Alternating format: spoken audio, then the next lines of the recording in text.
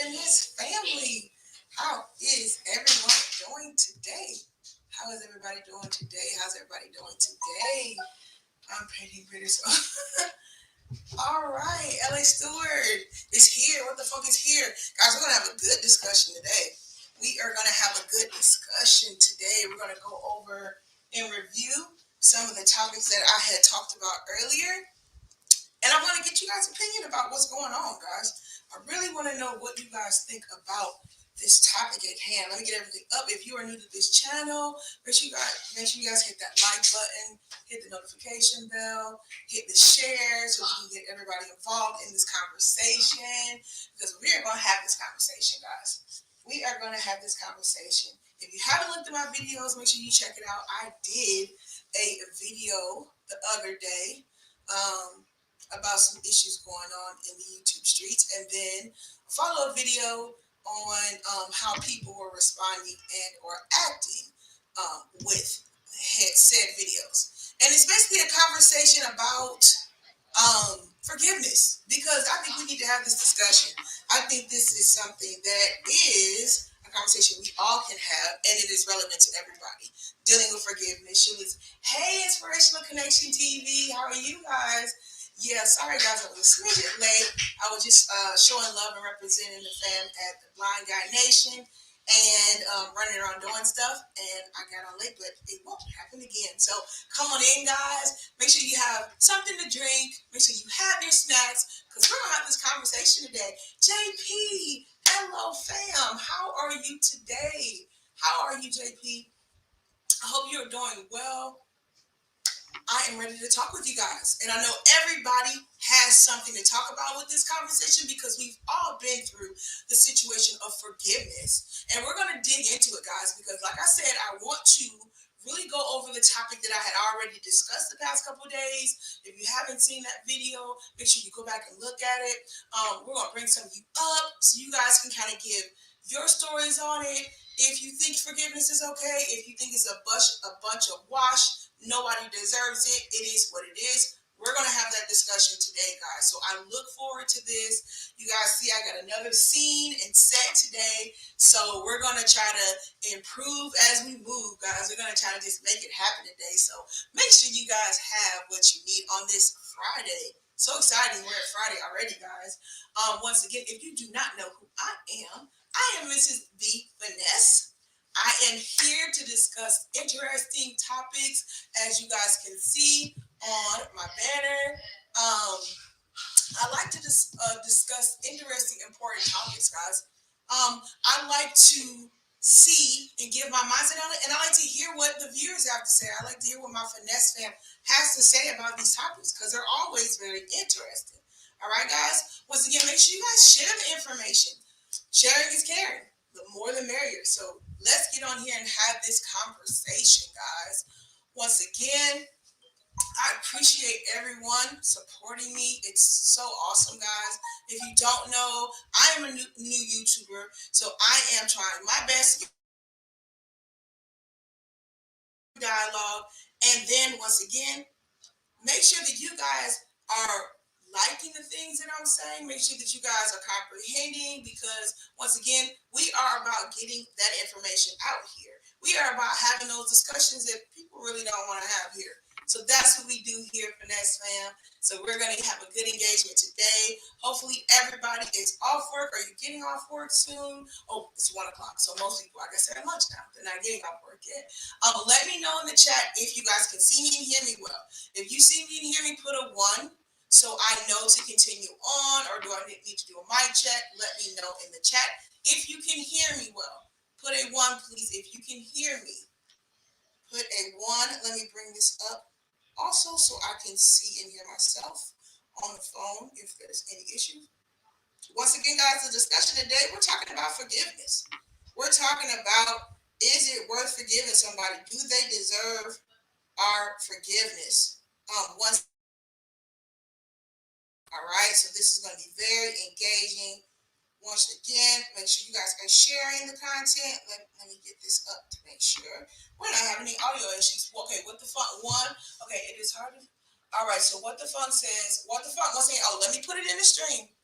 Let me put after I get done talking. Let me put it in so you guys can come up and talk with me about this because it's normally Finesse Friday, guys. That's what we do. Finesse Friday. We have those conversations. I let the Finesse fam let me know what they want to talk about, and we discuss those things. So this is you guys' day today. All right. This is you guys' day to day.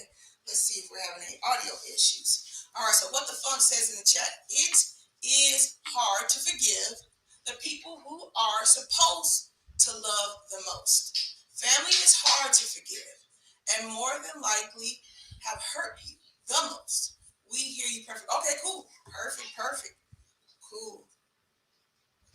All right, good. So I'm looking at myself on here. So good. It looks good on here too. All right, guys. So once again, you're wondering, Miss B Finesse, where are you getting it? Look, guys, I'm just putting my hand out like I'm just chilling. You're wondering, like, Miss B Finesse, where are you getting this topic from? What are you talking about, Miss B Finesse? Okay, I'll let you know what I'm talking about.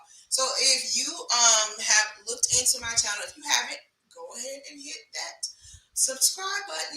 Make sure you hit the bell notification, guys. That's how you know that I am on live in person talking to you guys. All right. So if you guys go back and look, I did 2 videos.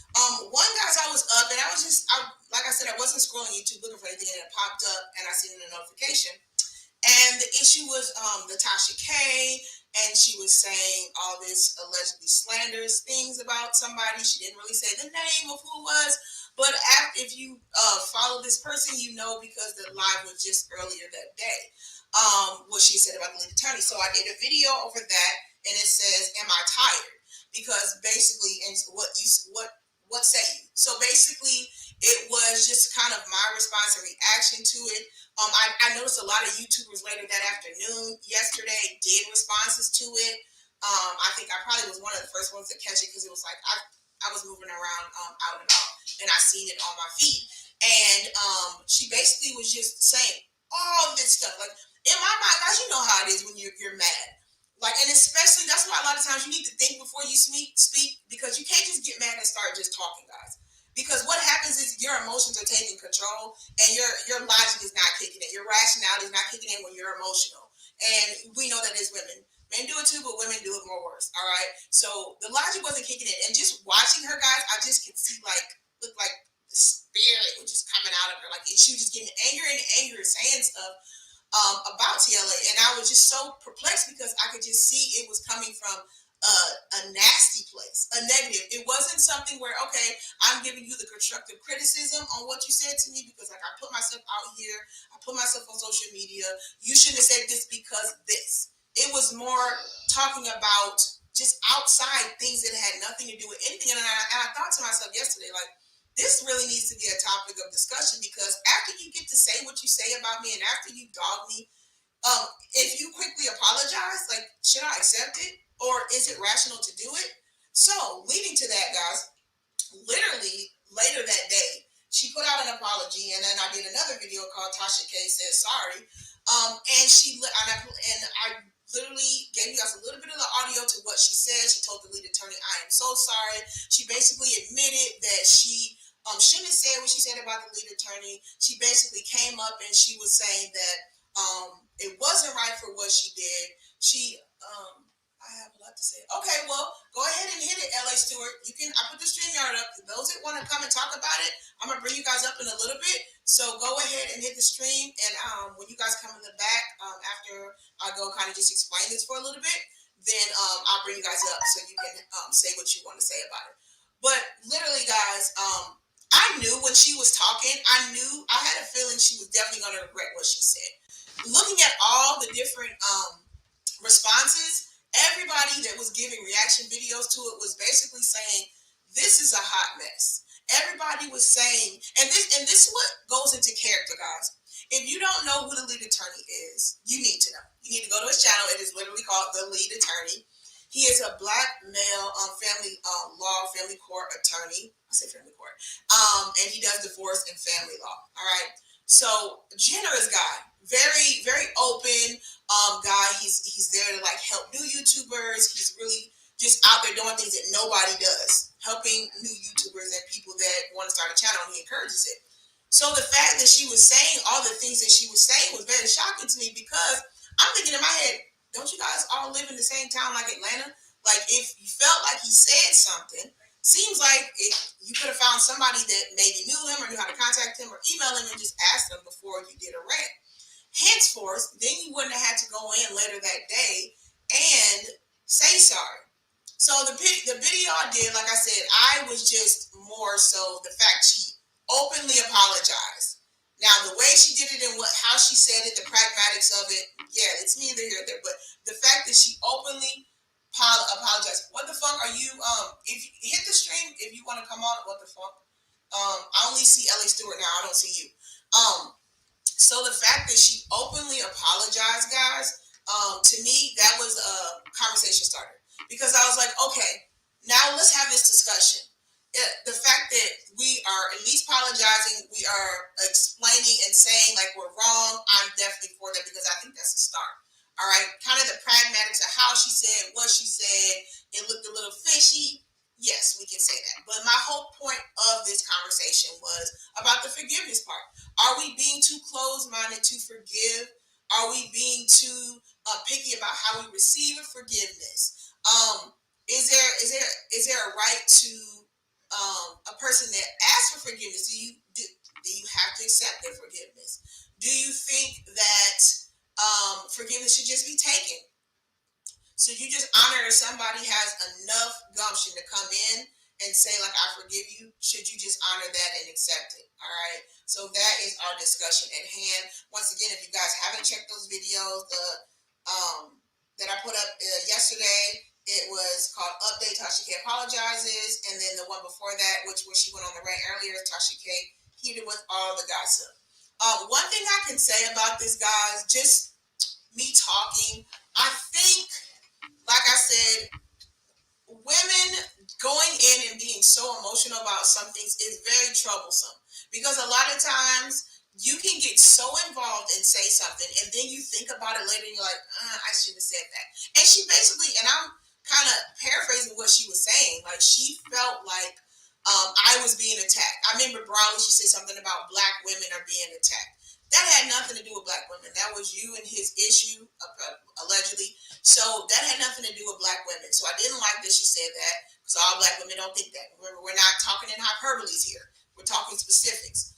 Another thing, guys, like I said, was it was just so slanderous the things that she was saying. Okay, so if you have proof of it, that's fine.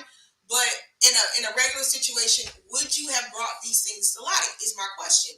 Now, would you have done a topic about this already and talked about it, or are you only doing this because you're angry? A lot of people, I was kind of reading through the chat when she put up the video, what people were saying, and everybody was basically on the side of the lead attorney. They were basically saying, like, you shouldn't have said that. Did you watch the live that he did? He wasn't saying anything about you. And I think that's what prompted her to say, oh, wow, I'm in my emotions. I shouldn't have said that. That was totally wrong. Hey, Patrice. We have Patrice in the house, guys. Hey, Vanessa. Thank you guys for supporting, coming over. We're going to have a discussion today. And I know this is a discussion that everybody can be involved in. So everybody in the chat, I need you to chime in on this because I want people to hear all sides. Because I know there's going to be people in here that says, no, don't forgive. Somebody hurt you. They did something to you. No, you don't have to forgive. And then we're going to have people in here saying that's growth, guys. To let go, you have to forgive, to release that, because the only person you're hurting is yourself. All right, so once again, if you're just joining into the chat, we are having a deep dive conversation into two videos that I did as of yesterday. And if you look on the thumbnail, it says in these YouTube streets, because once again, like I said, this is something that does relate to community and to regular life. As far as somebody hurting you, and let it be them knowing you're not, saying something, doing something, and then coming back and saying, you know what, I apologize. I'm asking you for your forgiveness. I want to know what you guys think about that. All right. So once again, guys, make sure you're sharing this. We want to get everybody involved today. You know, it's Friday. You guys are about to get off work, or you're off work. You got the weekend to relax. We're just doing it Finesse Fam style here. And I am going to bring up some of you. If you want to get on the panel, guys, look in the description. I'm sorry, the chat. You will see the StreamYard link. I will try to bring you guys up, and we're gonna do one at a time for now. So we're gonna bring up Mr. L.A. Stewart. Okay, good. We got a lot of you in the stream want to talk. Great, great, great. All right. Let's Hey, see. hey. Okay, I hear you. What's up, Ellie Stewart? How are you Okay. doing today? All right. Y'all got to forgive me. I'm doing two things at the same time. I'm sitting in the car while I got to run to the bank. So as soon as I get home, I'm going to end up getting off and coming back on again. That's fine. That's fine. But, but, but very quickly, what I'm going to say is what she performed was strictly domestic violence. That's it. It There's was a no mess. left, there's no right. That was domestic violence. And even her apology was still the same as domestic violence. Now, Can I'm you not going to lie. elaborate? No, say Sure. what you say what a domestic violence, because when we hear that, LA Stewart, we hear, oh, hitting, touching physically. What is Yeah. that to you? As ironic as it sounds, I am doing a strict video with receipts about men who are victim of domestic violence and speaking on domestic violence. Domestic violence can also be extremely verbal, character assassination, and everything. And she spoke about all of that. Yeah, she When went she in. came in and verbally took down the lead attorney's academics, his color, who he's allegedly having sex with, which nobody cares about, Right. she was strictly in violence mode. The other thing that you have to recognize, she waited to after his video was completed, which means she purposely knew Purpose. what she was going to do, which is consciousness. We call this a premeditated murder. Mm, And mm-hmm. what she did was premeditated murder on his character, his intellect, and his personality without any cause. And if And a man would have done that, he would have yeah, been dragged throughout the street for and that verbal abuse. what was so transformative, LA Stewart, is what you're saying is what her own chat was saying. Her own That's chat right. was like, did you listen? Number one. Number two, like what about him makes you even go? Because listen, to say those type of things, you already feel some type of way, kind of like a jealousy or something. Because I'm not about to hit you with daggers unless I feel like it was something personal. But if you have all these things, what do you care what he has? Is my thing. Like, Well, see, I'll take it one step further if you really want to go there. She told you exactly what it is. Let's oh go there. yes, yes she did. She's a black woman that no dude with half a brain would want to deal with. She's a ghetto chick. Let's just call a spade a spade. She's a ghetto chick with a loud mouth, and the average black dude don't want her. So all her complaints about African Americans ain't nothing. It was because they rejected her. Why would you boast about She he's the man that didn't want her Pooyang? He didn't want your Pooyang not because of who he is. He didn't want your Pooyang because of who you are. It was gross. It was gross. It was so gross the way she was talking. It was so unladylike. Now, anybody that's got ladiness in them, when you heard it, it was just, and she was just talking about the sexual prowess and just so unladylike. It sounded like for the streets. Like, what are you talking about? I don't know. Absolutely. I'm just, But this is what I'm going to do. I'm going to come back on the live. Hopefully, yeah, I come should be back. back at the house within 30 minutes. No worries. We'll bring you back. Come back. All right, we're going to bring up what the funk. What the funk? I need to charge my. You All got my right. non-shade face, so All don't right. don't Hello, don't come the at me. funk. I ain't got my. Whew, what's up? This is the How facial are you, sir? retirement. How are you? What the fuck? He is in Germany. He is in Germany as we Yes. speak. So what's on your mind? What the fuck? What's going Wearing on my with this? What the fuck? old work clothes, So, chilling at home. talk Great to us. topic. Talk to us. This is I think this is a learning experience, and I think with a lot of women and men in the last few months trying to figure out where we go wrong in so many things. I think this is a perfect learning experience because I don't think our women, I don't think women in general understand this, but I definitely know for a fact black women do not understand the power of their tongue and how I wish there was a statistic to find out how many men and women have died in our community because of disrespect or because of the things that women have said that led to death fights, violence, or somebody going to jail. It's, if you really want to think about it, it's a number that we probably don't want to recognize. And it's probably a very large number. I'm a firm believer in, if a woman doesn't understand her power in her words and she says some shit off the cuff that could eventually ruin my character or put me in a bad situation, I don't care how fast you apologize. You don't know or respect my life, because men die protecting honor. Men go to jail fighting over catty things that a lot of women will just happen to start up. So if you as a woman know as a black man that I've beaten the odds and never gone to jail, and I'm on my purpose, and I don't have children, and I'm really trying to be something, and you can't control your temperament, no forgiveness at all. And I really hope that men see this, because this behavior is the norm in our community. When women get mad, they come out the pocket and say all kind of shit, disrespecting your family, disrespecting you, and then, I'm sorry, I didn't mean it like that, or I was just in a mood. No, that's not accountability at all. And I think men have been way too lenient on forgiving women. I think when women put men in a situation where this kind of stuff happens, go for the jugular. It is abuse. And I think it needs to be acknowledged. And the same for men. If men are doing that whole, you ain't gonna be nothing with me, yo, leave him. That's abuse. I think women want to always cry about verbal abuse after the fact.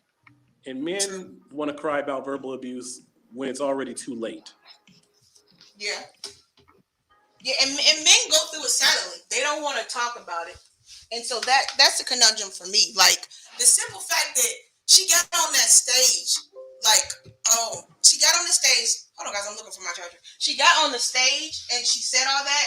It was sickening to me. It was really sickening. Like I said, as far as her apologizing, my point and premise of it was the fact that we need to be able to acknowledge when we're wrong. But it was just sickening to me. I don't know. What the fuck did you? How did you see it? Did it pop up, or did somebody tell you about it? No, I actually saw it because of you. I saw your review of it, or your reaction to it, and it reminded me a lot of the Fresh and Fit thing that happened last month, where it's like, if you don't check this behavior, if the lead attorney was just going to let it slide, then this would have been a normal thing. She would have used this for clout. People would have been on her side, just like Abba and Preach. If Preach didn't say, "Hey, I'm coming to Miami to box y'all," if you just said, "I'm just going to leave that alone," then those people who were lying and using all that stuff for clout, they would have never apologized. They would have just kept rolling with it. So it's not a real apology. The apology only comes out because they're getting backtracked from their own supporters. No, it's completely fake. And I don't want to go so. She might be hurt, who knows? But she has a platform, and she is not responsible with that platform. That platform has been built on gossip, and all of a sudden, when it turns on you for like one of the first times, and then you want to come out your frame? No. It's completely ass backwards, and it's hypocritical. You're going to find that charger. So what I'm going to do is I'm going to keep talking here as if I got schizophrenia. So really, the problem is with no, but what you really have to do is understand that with forgiveness, it's a 360 circle, right? So when the forgiveness comes full circle, you have to divide it, and then that's a triangle. And that's the three sides of forgiveness. You need to have forgiveness at the top, and then resolution on the side, and then accountability on the corner. And that's the 3-peg sign of forgiveness. And once we as a people learn to embrace the fuck, I was going to try to keep it up. I'm going to see. I can do a whole hotep. I'm just going to hotep until you come back. Hold up, let me think. So the white man, yo, you don't leave me on your. I'm gonna ruin your channel. All right, here we go. All right, so the white man eats mayonnaise, and the black man eats mustard. And the reason that the black man is so angry is because the mustard is spicy. And the white man is so conniving is because the mayo is creamy. It's going to come full circle in a second. Give me a second. Yo, where you at? I'm dying here. You got me on a plane. Okay, I'll keep going. So,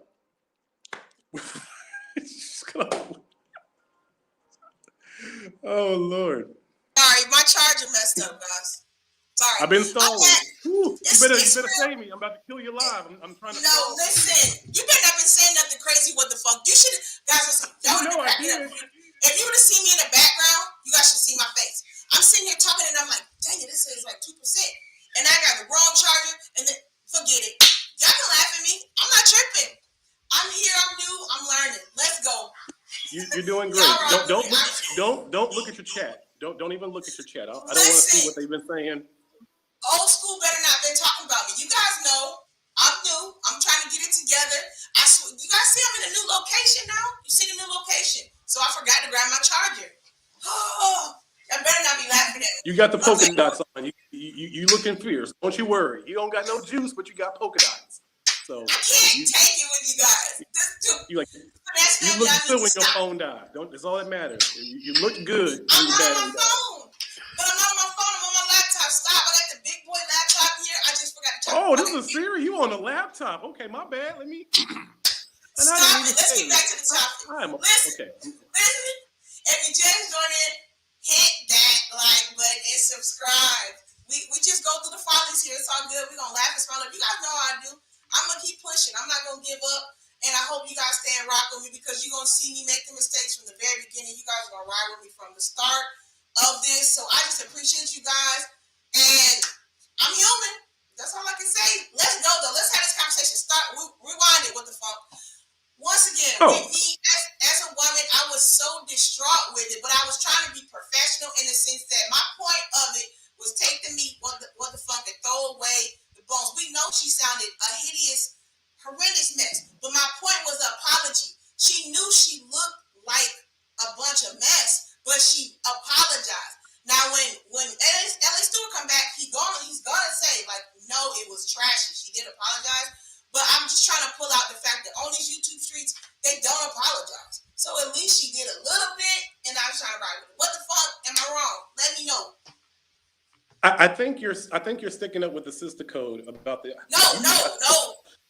Apology. No, but listen, what the fuck? I didn't say she was right. Y'all hear me out. I said the fact that she apologized. That's all I'm looking at. I'm not looking at her. I'm not looking at the ignorance because I said that in my video. It was ignorant and it was so classless. I made that clear in the video. I'm just talking about the essence of apologizing. But I don't know. Am I wrong? Let's go. Let me know what the fuck. Do you think that Fresh and Fit's apology was legit? Fresh and Fit. To Abba and Preach. What did they say? Wait, you missed the whole Fresh and Fit, Abba and Beef? Okay.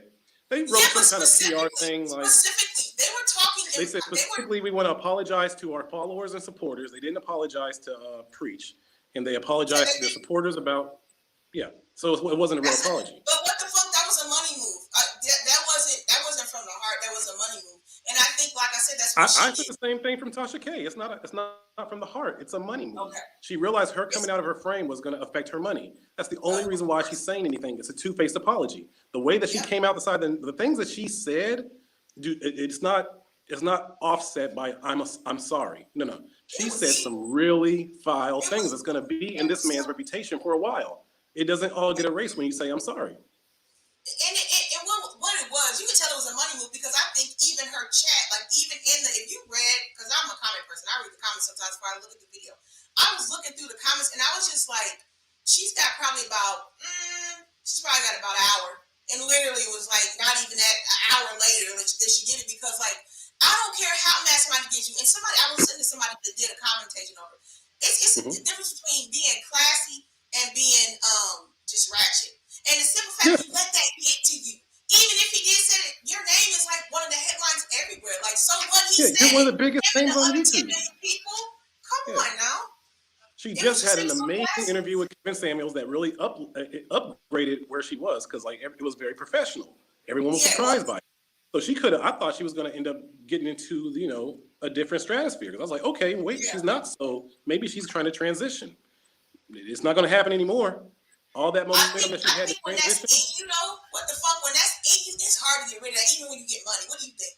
When that ignorance is in you. Yeah. and she didn't.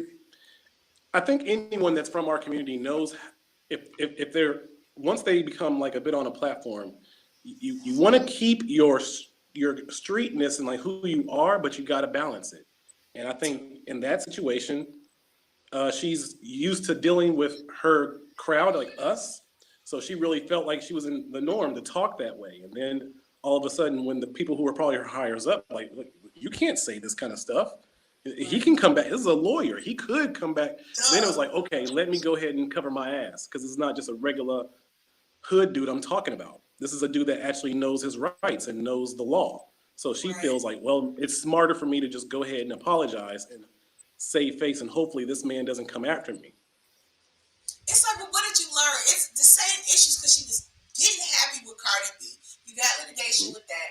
Then the fact she talked about his degrees and stuff, I was just like, what? That makes him legit. That makes him authentic. So it's ignorant for you to even say, "But you got these degrees," and da da da. And I was just like, you're digging a well. It's like, where was her husband at? She must have snuck off from her husband because I think he might have had a little bit of sense to know where is she at and what she's saying. Because it was so out there. It was just like it was a meltdown. Yep. And then when she came back on, it was like she was trying to say, I'm sorry, because she said it multiple times in the video. I just caught the end of it because I wasn't for the bull crap.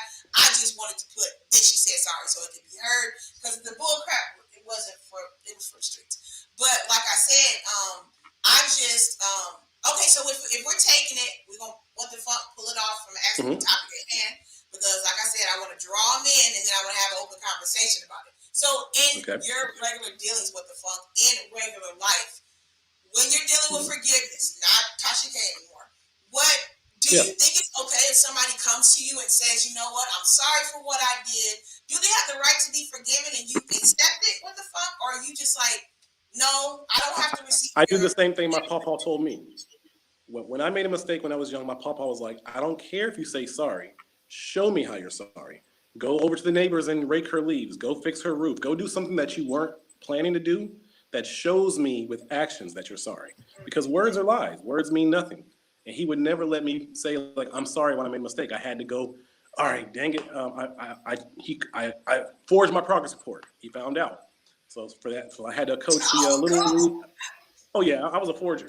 So I had to be the baseball coach for a bunch of 7-year-olds for a whole summer, which was horrible. And I had to coach them, but that was my punishment. I came to him with that punishment, like, hey, I know that you're working with this team. How about I do this because I'm sorry?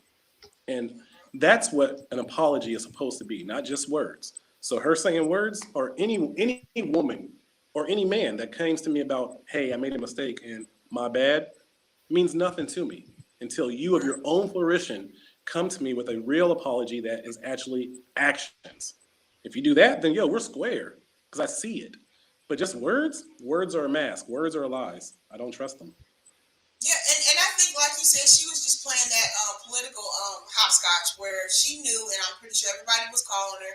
And I thought it was kind of weird too. I don't know, did you hear this? I caught this. When she was talking, she said something about what's his name, Larry Reed or whatever. Did you hear what she said about him?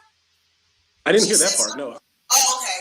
I'm gonna wait for somebody that actually heard it because I want to see if I heard that wrong or not. Because she was saying some stuff that he told her, and I was like, "What? That's not even what happened." So she's talking like she had secrets on him. Like she's like, "And don't make me tell." And it's like that women do that all the time. And it's like, that's true. How? And even when I read, I've seen some other channels reacting to it, and none of the women are even kind of taking the position that you're kind of coming at it with. Most of them see absolutely nothing wrong with what was said. And it's because it's a woman, like you said, it's a woman code thing, and nobody's thinking. She was emotional. That wasn't women code.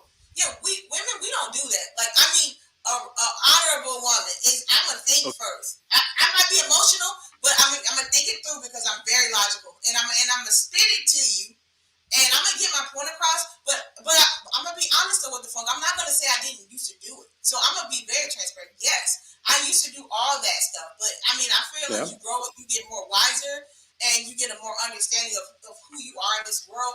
You don't have to do all that. I think she just didn't have to do all that. I think she just doesn't realize how much she tarnishes. If she is trying to go, like you said, I guess you could say mainstream, especially with the Kevin Samuels interview, which was really good. The quality, the lighting was really good. So I'm not sure what the fuck, but you know what? What the fuck? I want you to hold on. I'm gonna bring up another person. I'm gonna bring everybody up individually, and then I'll group us together. No I want to problem. hear all you. So stand it back for me. All right, we're gonna bring what the fuck back, guys. We got Miss OG Patrice. Came with that royalty color when she was on Blind Guy His Wife Their Life. What is up, Miss Patrice?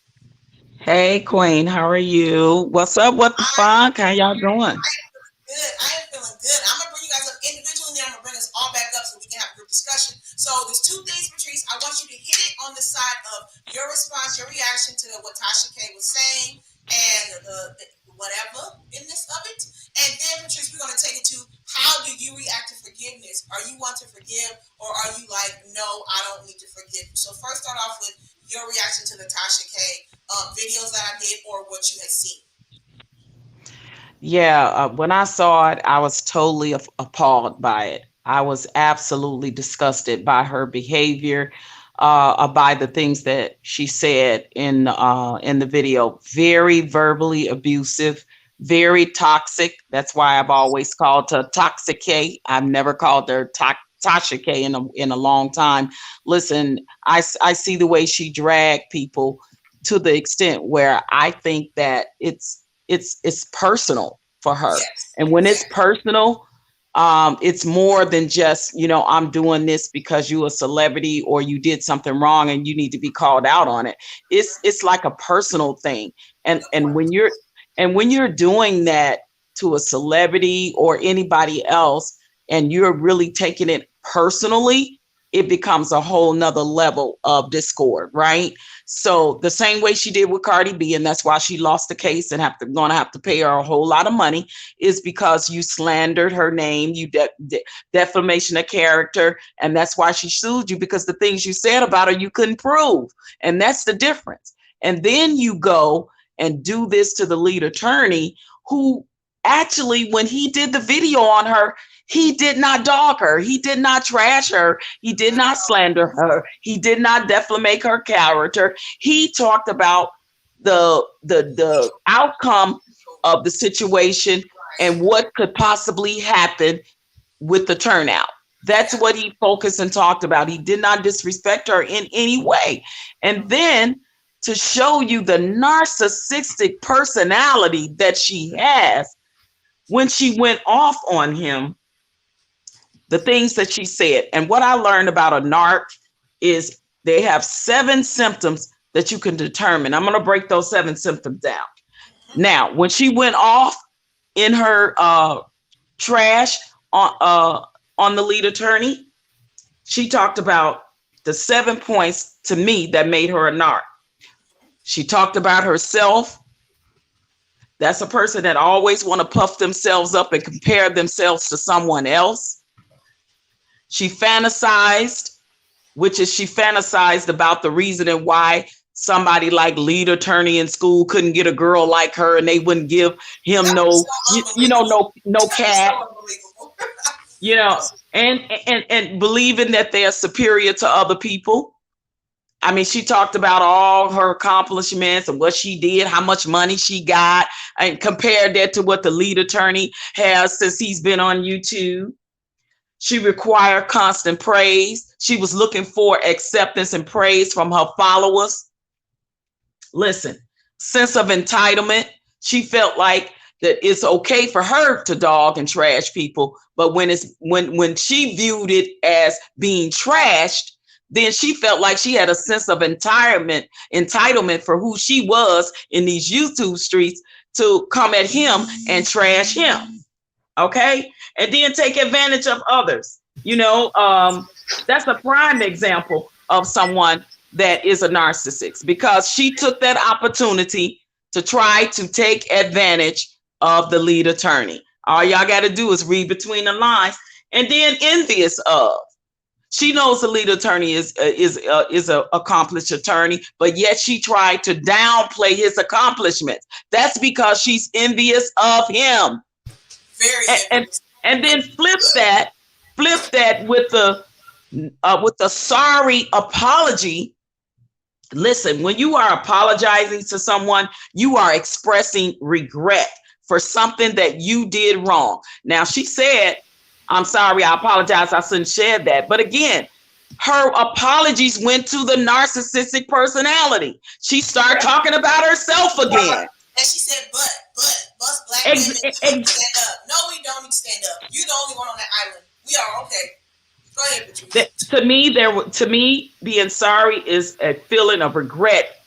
It sincerely and wholeheartedly. Listen, if I'm going to apologize to you and say I'm sorry, I'm going to simply say that I'm Right. sorry. I apologize for what I said. My behavior was out of line. I'm sorry. Would you please forgive me? I apologize. That's an apology. So to me, that was not an apology. And if I was the lead attorney personally, I wouldn't accept it. I don't even want to accept it on his behalf because it was a sorry ass, non-apologetic apology. It was like saying sorry, not sorry. It was passive Okay? aggressive. It was very passive Very aggressive. much so. And You that had is to a fight the whole thing. narcissistic personality. Yeah. I was just outraged. It is typical narcissistic behavior. And Tasha K don't realize that she is just that. So shame on her. She really made black female content creators in these YouTube streets look bad. She made black females that has character look bad. And she don't realize, and a narcissist never will. They'll never realize and acknowledge the fact that they are a narcissist. No, they She's a won't. narcissist. No, they won't. And I think I was very offended. I felt like she was kind of clout chasing off of him because she knows the rise that he's getting. He's getting because his integrity. He doesn't have to do anything extra or slanders. He's doing basic things that any common YouTuber does. Plus, he has his law background and he has integrity. I don't think she liked his rise. I think that's what it is. Like what the funk says. I think it was that whole. You know how jealousy does to you, Patrice. It just makes you just evil. What do you think about that, Patrice? Absolutely. I said a part of the narcissistic social personality disorder is envious of others. She's envious of the fact that the lead attorney has been so successful so fast and how it kind of happened just like that. And she's been in these YouTube streets for years. And if you listen, why did she go in that man private business, who he's seeing, who he's sleeping with, all in his bedroom, all up under his underwear? Like, really? Now you tell me that was not absolutely absurd. Absolutely absurd. And it's uncalled for. And that was not an apology. I would not forgive her. If I was the lead attorney, I'm sorry because it was not a sincere apology. So I am sorry, not sorry. I would not forgive her. And I would not accept that apology. Okay, now, Patrice, I want us to talk about Natasha K. You and your ideologies in your life. When you're dealing with anybody, a family member, somebody that hurt you, would you be open to forgive them if they apologize to you, or are you like, you know what, I'm taking the way you treated me, and I'm not for it. The no apology is not accepted. I want you to speak on that as far as your understanding about apologies and how you perceive apologies dealing in regular life. Absolutely. From family members and friends, co-workers, or whatever my scenario is in my life, I judge people by their behavior. And if you did something and I feel wrong to me and you sincerely apologize and I feel that it was sincere because I'm looking at how you apologize. I'm looking at the wording you use when you apologize, and I'm looking at your behavior and actions after you apologize.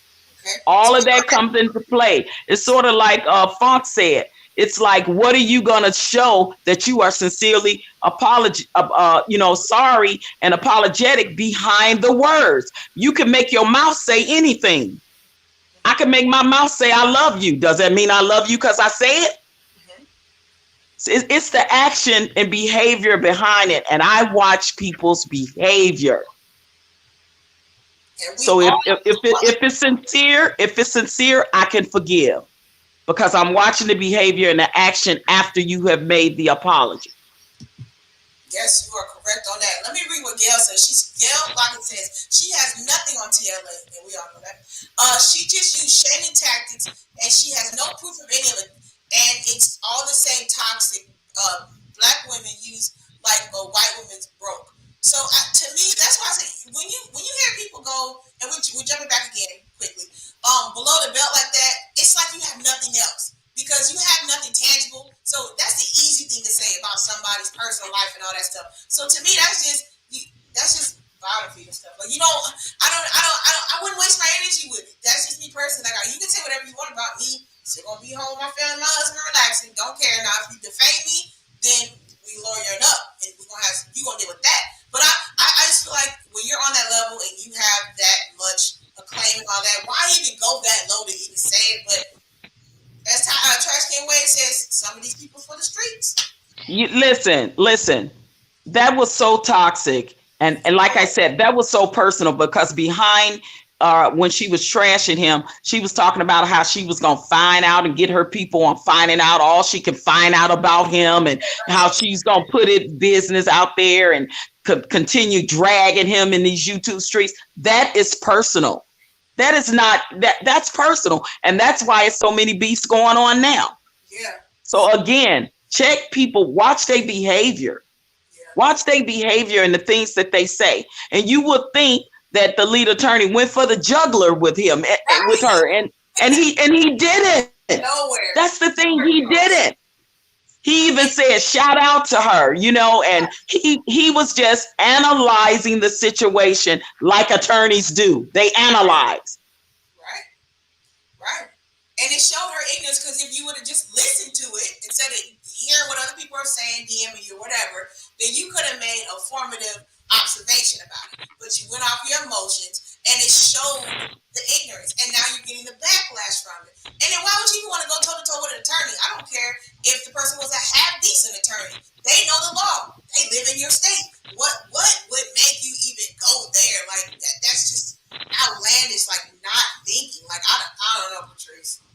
Well, if you were in the chat, the full video that the lead attorney did on her, she came into the chat pretty early on before the lead attorney even got middle ways through the video. And she said something in the chat to the effect that, this is a guy that dates white women and y'all gonna see something. She's something to that effect that she said. So I'm thinking, well, this man haven't even completed the video, and I'm like, she's already like going in just for the simple fact that her name is being mentioned in this situation. But guess what, Toxic K, you put yourself in that predicament. You did that. Take accountability for what you did and the part you played. Hold on, Patrice, because I didn't know this. I want everybody to know that because I didn't know this prior information because I got into the chat a little bit later. I think about an hour into him. Something like that. But Patrice is saying, guys, that she popped in the actual chat that she is talking against, or the chat that she is slandering him against. I didn't know she was in the chat. And she's saying the same thing in the chat like she did on the live. So you schooling me on that? I didn't know, Patrice, she was in the chat. I had no clue. Yep, she was in the chat. And I was like, wow, he's not. I'm like, it was probably maybe about a half an hour, 45 minutes into the hour tops into the video, and she came into the chat and said exactly the same thing about the white woman, and y'all gonna see when I get through. And I'm like, well, damn, I'm like, wow. But see, that's narcissistic personality. It's like I can talk about who I want to talk about on my platform as a content creator, but God forbid you can't say anything about me. Don't you know when you in these YouTube streets, that's exactly what you open yourself up to? And what was so ironic, Patrice, it was just so ironic and just sounded kind of ignorant. You said the same thing he's doing is wrong, but you do it every day and you're getting paid off of it. So that part that he's doing, whatever, chasing cloud or whatever, you do it all the time and you're glorifying it and you're showing other people that, hey, this is the way to make money. So how can you use a double standard on him? Like that right there just closed the argument. Okay, I was like, what you're saying doesn't make sense. And the chat was definitely doing that. Well, the chat after the video ran, I was reading it and they were saying, yeah, the hypocrisy, the hypocrisy. Right. It just doesn't make sense. It's like you have no argument. Oh Lord, Patrice, I want you to stay in the background because I'm gonna bring all you guys up. I want to bring LA up for probably like 2 minutes. Let him talk and then we. the YouTube streets, then even moving forward, Patrice. Okay, call to action. All right. Okay. Okay, stay here, stay here. All right, we're gonna bring LA back up for about 2 minutes, and I'm gonna bring the whole squad back up, and we're gonna have a group discussion. LA, finish telling us what was on your mind. I'm gonna give you a good 2 or 3, LA, and then I'm gonna bring everybody back, and we're gonna all talk about this. Okay. I'm going to say that I'm going to use part of what Patrice had to say, part of what someone else said. Basically, this is a woman who, in the normal sense, is a narcissistic abuser. And we got to call a spade a spade. She is an abuser. As ironic as it sounds, I am going to do a whole thing on domestic violence, men who are victim of domestic violence, the trigger she caused, and I'm not going to stop. And I am going to find the law and cite what domestic violence is in the state of Georgia, and I'm going to cite to her the law of slander. Yeah. And then I'm going to show the hypocrisy in the black woman sphere. Everybody talks about what is the call to action. It's simple. I'm going to teach you that black men are victims of domestic violence, and I'm going to teach you and show you what domestic violence is. I got receipts, so you ain't even got to hear me. I give you the professionals that made the statements. And then my call to action is black men, really men, because I don't care if you're black or white, men, if you're in this position, we now do have some things we can do. And some of the things we can do, we can make the phone call. We need to run. We need to scream, because this is real, and she put it out there. And my biggest argument, you want to talk about how big your platform is? Guess what, boo? I'm a veteran, and veterans got a bigger platform than you do. You made a verbal threat. Yeah. That's a verbal threat. You threaten this man's livelihood. You threaten his character. No, we need to put some papers on this woman so that it will be the call where everybody needs to know it's not about touching the lead attorney because he's an attorney.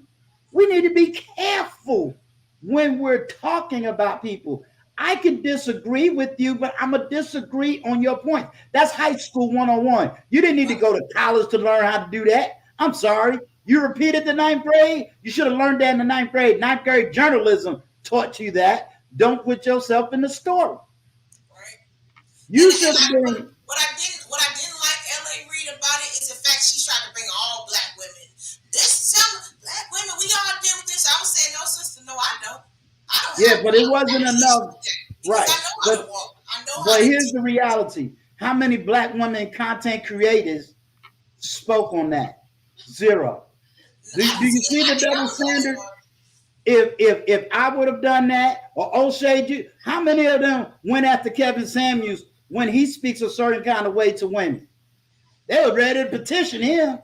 They did do a petition. I did a video of that. That's too. right. They did a petition. They got about 30,000 over it. But right. The thing about it, even with Kevin Samuels, it took me kind of listening to him. Like I said, I don't agree with everything he says, but what I do, you guys know, I take the meat, throw away the bones.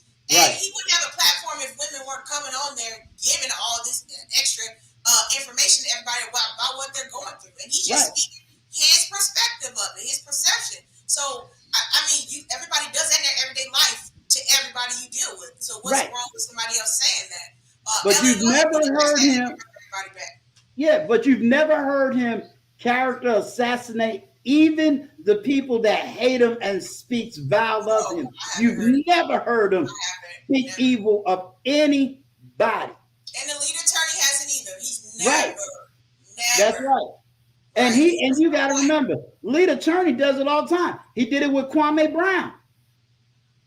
Remember, his whole thing was, is Kwame Brown broke? And then he explained to everybody what was going on, what goes on in the child support system, especially him being that type of lawyer, and what the whole argument is. And what did Kwame Brown say? Shout out. Thank you for explaining my case. Yep. sure did. All lead attorney did was explain the case. But I'm gonna give you the image, and you can bring everybody up after this. I'm gonna give you the image I saw. You ready? Mm-hmm. Sadly to say, I saw the image of the gay man that's a gossiper, Mm-hmm. and the black woman sitting there with a bunch of her little black cronies sitting there. Yeah, girl, get him, girl. Yeah, girl, he don't have no right to talk about you, girl. And she got pumped up in misinformation. So LS, you're saying that is the reactions that were on YouTube. I didn't see everything. Is that what you said you No, saw? because when she said it, now you know that L.A. Reid is known as the gossiper for the church. Oh, I don't know him. Yeah, L.A. Reid is the gossiper for the church. He got on lead attorney's panel. Then he turned around and called Tasha K. Oh, really? He See, said I it. know stuff in the streets I don't even know. Yeah, she said it. She said that Larry Reid called her. Oh, you said L.A. Reid. Oh, Larry. What's his Larry name? Reid. Oh, Larry Reid was L.A. the first person that lead attorney pulled up on his channel. Oh, Larry Reid. I thought you Reid said Live. L.A. Reid, the guy that does music. My bad. That's right. He's known as the gossiper in the Christian church world. Oh, Larry. Okay, I got what you said. So you got two gossipers coming together, and she spent the whole time knowing what she was going to do to go after this man. What I heard was a woman who was going to show how powerful she is and her jealousy. And I agree with Patrice. Shout out, Patrice. I'm glad that you won what you won. And what I heard is 101 domestic violence. And why this has been a sensitive issue with me, I said it on your live stream. I am the victim of domestic violence. I've been down that road. I know what it's like to be verbally abused and assaulted and disrespected down to the lowest of the low. I know what it's like. And I know what it's like not to get help. I know what it's like. Now, you talked about apology. I know what it's like to be the victim, apologizing for something I didn't even do. Because in her apology, she did just what a black man who does domestic violence would have done. Oh, I'm sorry. But if you wouldn't have done this, I wouldn't have did that. Yeah, she did. If you wouldn't have did that's this, why I clipped it. I didn't play her whole thing at all because it was so ignorant. I wanted to prove the point of just people, you need to apologize. Cut dry. I didn't even want to get into the technicalities of it because everything else was ignorant. Right. And then, you talked about apologies. To me, and I got another video that shows two men that I know who are YouTubers, how they had a communication issue and how they solved their issue and how they apologized. And what it is, to me, the only way I can offend you is out of ignorance. Like if I said, I'm going to use Patrice. If I made a video based on something Patrice said, and Patrice says what your response was offensive to me and explain how I offended her, then I know how to apologize because when I apologize, I'm apologizing to the specific thing either I said or did without an excuse. And then I had to accept two things from Patrice if I offended her. Either I accept the fact that she either forgive me or don't, and let's take the forgiveness. I can, if she forgives me, but the forgiveness doesn't mean I don't have consequences because of my actions. You can forgive me and say, you know what, I forgive you for what you did, but you know what, this severed our ties as friends, or this may have severed our ties as in relationship. It's just like if I went out here and me and Patrice in relationship and I go and have sex with another woman, she may forgive me, but then she may say, hey, the consequences is me and you can't be together no more. But I'm not mad at you. I'm going to let you do you. And I, as a man, got to accept the consequences. See, and I think a lot of people forget that I can forgive you, but it don't mean I have to deal with you. And so in Tasha K's case, my attitude is you may have given an apology, and we'll say that the lead attorney may have forgiven you. But guess what? There's a consequence behind your action.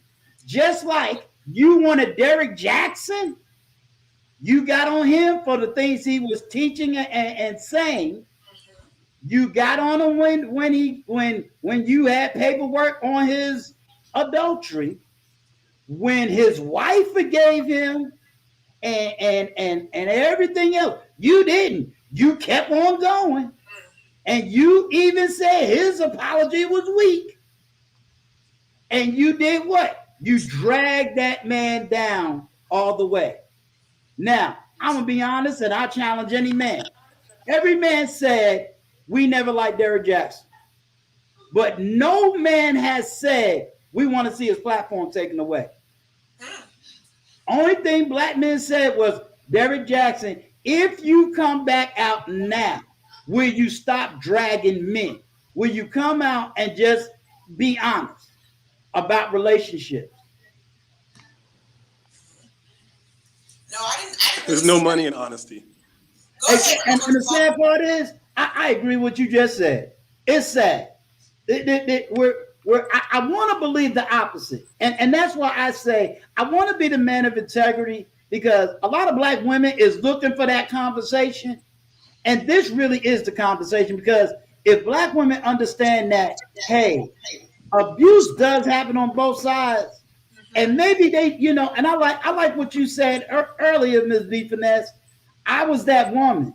Most women don't even realize what the hell they're doing and what it's called. They really don't know. And they're really ignorant as to, because it's done on television all the time. And that's why I want to have these conversations, because I don't want to come out here like Miss Prissy Queen and I'm so perfect because I'm married. No, I'm telling y'all what I used to do too, and this is why I can resonate. I know what you're doing, and I'm telling you it's not going to get you anywhere. It needs to stop. So that's why I love these discussions, because I'm not talking one-sided. I'm talking all sick with her the whole time. And yes, I am putting together a video. I'm not scared of her. And If just so mind that you know, Osei Duke Jackson came out with a video, and he's coming out with another one today in defense of the lead attorney. And he went after Tasha K. She was horrible. Go ahead, what the fuck? Yeah, I mean, everybody needs to come out wanting to be honest, because I was going to ask you, what made what she said, it was how horrible. did you recognize that in yourself? Did somebody point it out? What, for me? How did you recognize that behavior in yourself that was worth changing? Yeah, did somebody point it out to you, or was it just? Good question. Actually, you know what? Anton Daniels asked me that, because I think that's what Blind Guy had and his wife had said one day. She texted me and told me, good job on that live with Anton Daniels. And he asked me the same question, because I was telling him that, I love being married. I love my husband. There's nothing that I want to do that he does. But I was that other woman, independent, get my degrees. I don't need you. I always, I got attention from men because of my looks, but I was always still super like, I can do it myself. And then it was just a mind shift, to be honest. What the fuck? I can't really even tell you exactly what it is, but I know the difference of just my husband just, pouring into me before we were married, and just letting me know, like, babe, like, you're beautiful, but like, you can't be this way. You can't try to be in control of all this. That's what I'm here for. You don't need to be in control. I got it. And I think just kind of just me wanting to let go. Because some women, what the fuck? It's a struggle. They don't want to let go of that. I know. They don't want it. It's like a peace. It's a comfort in not depending on anybody and just doing it yourself, because you don't want to get hurt, I guess you could say. So once you release it, it's kind of like a vulnerability for a second, because you really don't want to let that go. But once again, you have to grow. You have to release that wanting to be in control of everything to even live life. My brother told me this one time. I'm telling y'all too much. Anyways, my brother told me, he was like, sis, listen, you would never love anybody. And I was like, bro, what are you talking about? Whatever, da-da-da. He said, no, sis, you never loved anybody, because you never let anybody allow them to hurt you. You always are one up on people, and you're one up on your relationships, and you never allow anybody to hurt you. Because I told him, like, and he knows I never had anybody cheat on me or anything. If I get sick and tired of you, I'm honest. I'm like, I don't think we should talk anymore. But my brother told me that you're not even allowing yourself to be vulnerable to men in relationships. And that was like, I think that was kind of the start of it. I was like, oh, really? Like, but who wants to be vulnerable? Like, that's what I'm thinking. Like, I'm doing good. Like, who wants to be vulnerable? So what the fuck? I think that might hopefully kind of answer your question with me. It was just a mind shift talking to men and listening to, like, men that I trust and respect. And I was like, you know what? I don't need to do all this. Plus, I want to help other women. I don't want it to always be this loud talking woman, aggressive. Don't get me wrong. Women have a lot of reasons they are, but like what's that JP was saying, we got to take the fault in some of this. Yeah, we have a reason to be angry and mad, and even Patrice was saying this on my live the other day. We have a right to be mad, but yet still, that doesn't mean we go into the world and carry this with everybody and be angry and say sister girl code, and we can't hear the man, we can't respect. And I think it's so uncanny to respect the man that's telling you, like, you guys aren't coming as men saying, y'all dogs, we don't want to hear. Y'all saying, oh no, we're here. We're telling you this thing, and we want you guys to change it. So how can you not receive that and respect it? And I think it takes a maturity to hear it, because otherwise you hearing, oh, you trying to tell me what to do. You don't tell me what to do, man. Who are you? You trying to run me. You want to be in control. So Patricia, to add to that if you want to, that's my perception of it. What the fuck? Patricia, what do you think? Before you continue, can you ask the chat if you're breaking up? I think your mic is kind of coming in and out. And can you guys hear me? Type one So in the maybe chat. one of our mics is messing up your. Type one in the chat if you guys can hear me well. Yeah, just ask the chat if everything's sounding clear. Let me turn on my phone too, because I usually have my phone on to see if I can hear. Patrice, could you add to that? Thank you, what the fuck, for the mic check. Yeah, absolutely. I agree with you, Miss B Finesse. It definitely comes from growth of a woman when they can allow themselves to become vulnerable in their relationship with their man. Because I've said it many times before as a single female right now, like I'm trying to get rid of all this armor and weapons and stuff I got. Like, I'm trying to release that. Because I'm tired of holding it down over here in these streets like this. I would love, to be able to let my guard down and release it and have someone in my life to say, hey, I got your back. Don't worry about this. You know what I mean? But I think women need to step up. I think this is a step.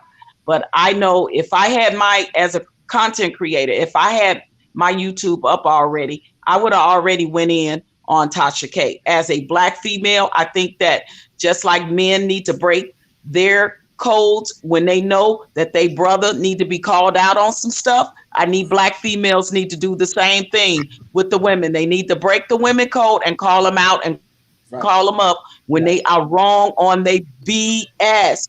Period, point blank. That's the only way we are going to grow as men and women. We got to call each other out on our BS, not because we are females or not because we are males and I don't want to break this code. No, dude, you was wrong. No, chick, you was wrong. And I'm going to call you out on your BS as a sister. And as someone that's older, like, that was foul as fuck what you did. You understand? And then it was beyond foul. It was just so. It was. I keep putting it in the words, Patrice. I don't. Yeah. It was disrespectful, and the fact that the leader and the fact that the lead attorney, she said the lead attorney emailed her apologizing. Now, what was he apologizing for? Yeah, he didn't even know her apology. I'm going to tell you what that is. But that was just character. That was just his character. Because sometimes when you do that to show faith to a person, you're acknowledging what she said that he made her feel. And I told you just on your panel yesterday, acknowledging someone's feelings, no matter what, whether you agree or not, don't be dismissive of another person's feelings. And he still emailed her and apologized. Just class. It's a level of classiness and ratchetness. And like I told you, I think that's what really hit her as far as her integrity. The fact that this man, you said this crap, and this man still came and put that face on and told you, hey, listen, if I hurt you, I'm sorry. You can't do nothing but respect that. And to me, that needs to be done. And that's the other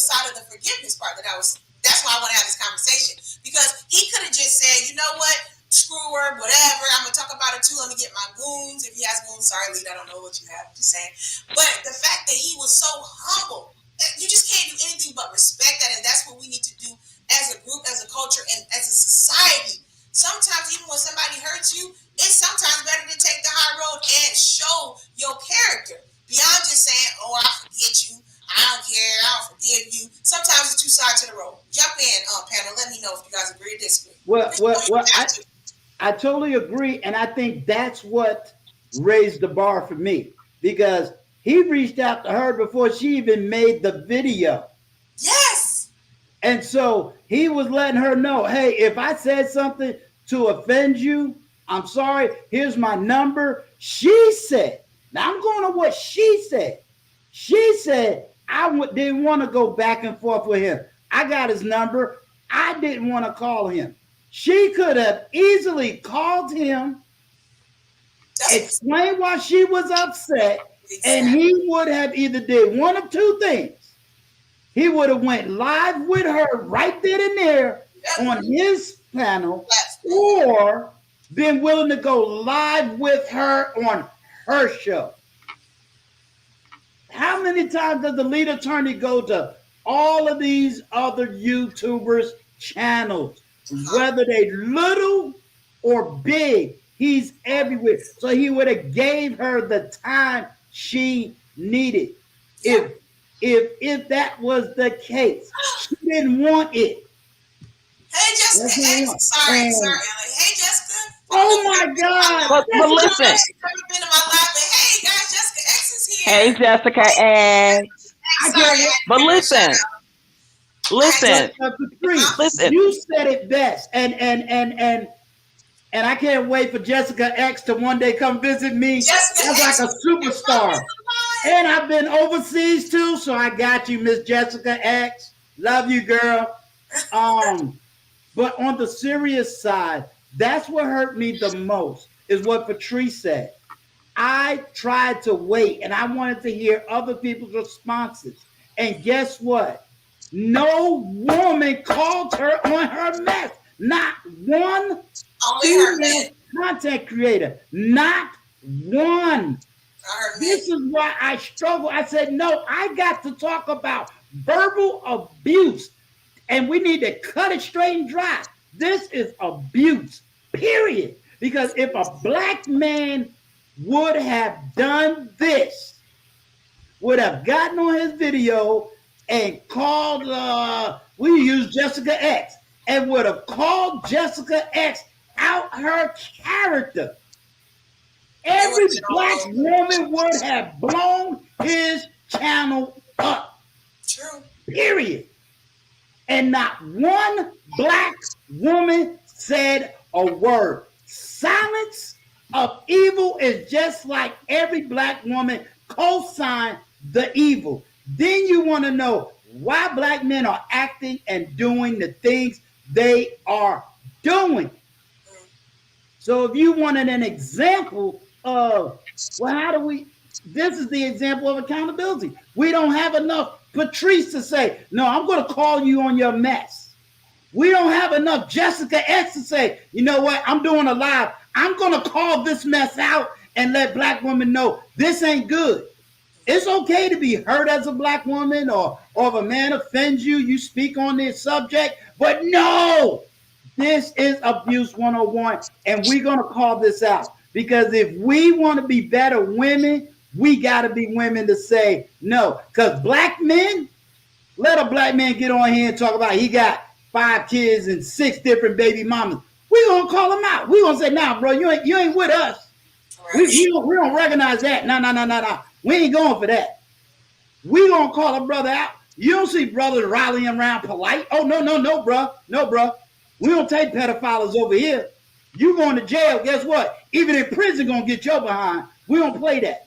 There's even rules for being a criminal. You can't be robbing old ladies and trying to think you some badass. You can't be doing stuff to children thinking you some bad. Now, we ain't going for that. So we call brothers out in that mess. As much as people want to say about the red pill and the blue pill and the manosphere, no, I hear the manosphere will call a brother out quick. LA, in the panel, everybody, let's talk about this. Why do you think we do this? Because for me, what I'm understanding that with men is men don't have, hold on a second, men don't have a problem because men use to meet logic. Men don't have a problem with the banter because a man is going to let a man know, and a man will receive it. A man that is one with wisdom, and you'll talk about it, you'll fight, you do whatever, but you're done with it and you go back to it. But women, it's like it's such an emotional roller coaster to where it gets left and then it goes down a hill and it just explosions and then nobody wants to talk about it. So where did it start, guys? From just wisdom with you guys. Where do you think this started, and then like call to action? What do we need to do individually and collectively to fix this? Because me, like I said, with my platform, it is more of everybody to hear both sides, but I'm always for doing the right thing. And I know, and it's like since I've come on YouTube, which has only been 2 months, guys, so I'm a newbie. I see, and I'm starting to understand the men's side of why they need their space, because us as women, we're so used to just getting in your space and telling you what you need to do and just being in control because we know that we're the woman. But I am really starting to understand the purpose of the men having their space and the men even saying, you need to get out of here if you don't want to listen to what we're saying because of abuse, because of mental abuse, physical abuse. Like, I didn't get it at first, but I was a woman of wisdom. I'm going to sit back and listen. I wasn't in other men's life jumping in, telling them what to do. I was just listening, and it became more coherent to me.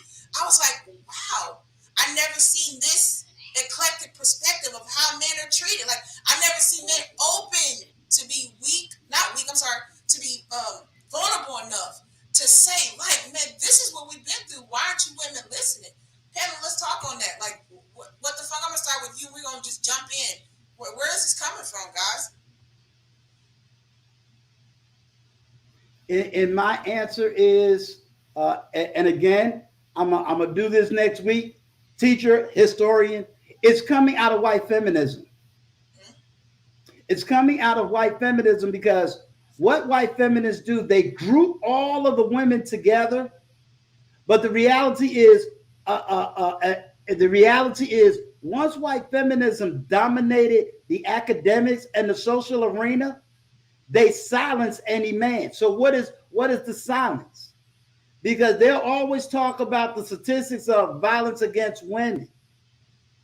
They'll always talk about violence against women. But when you really break down all of this violence, and we're just looking at socialization, if she's telling you 1 in 6 women are being abused, who is most white women around? Are they around black men? Because let's be honest, all the white woman got to do is say, he did it. That black man is going to be murdered. Did we forget about Emmett Till? Did we forget about Bill Cosby? She's protected. So she's lumped African-American women in there, and they accepted the lie. They accepted the abuse lie. They accepted all the lie. And then they had tools to control. So now when a man says, hey, this is happening, they give you the argument of, oh, this is happening to women. If I say to you, hey, verbal abuse is happening, well, women go through it more than a man because you don't hear men reporting these things.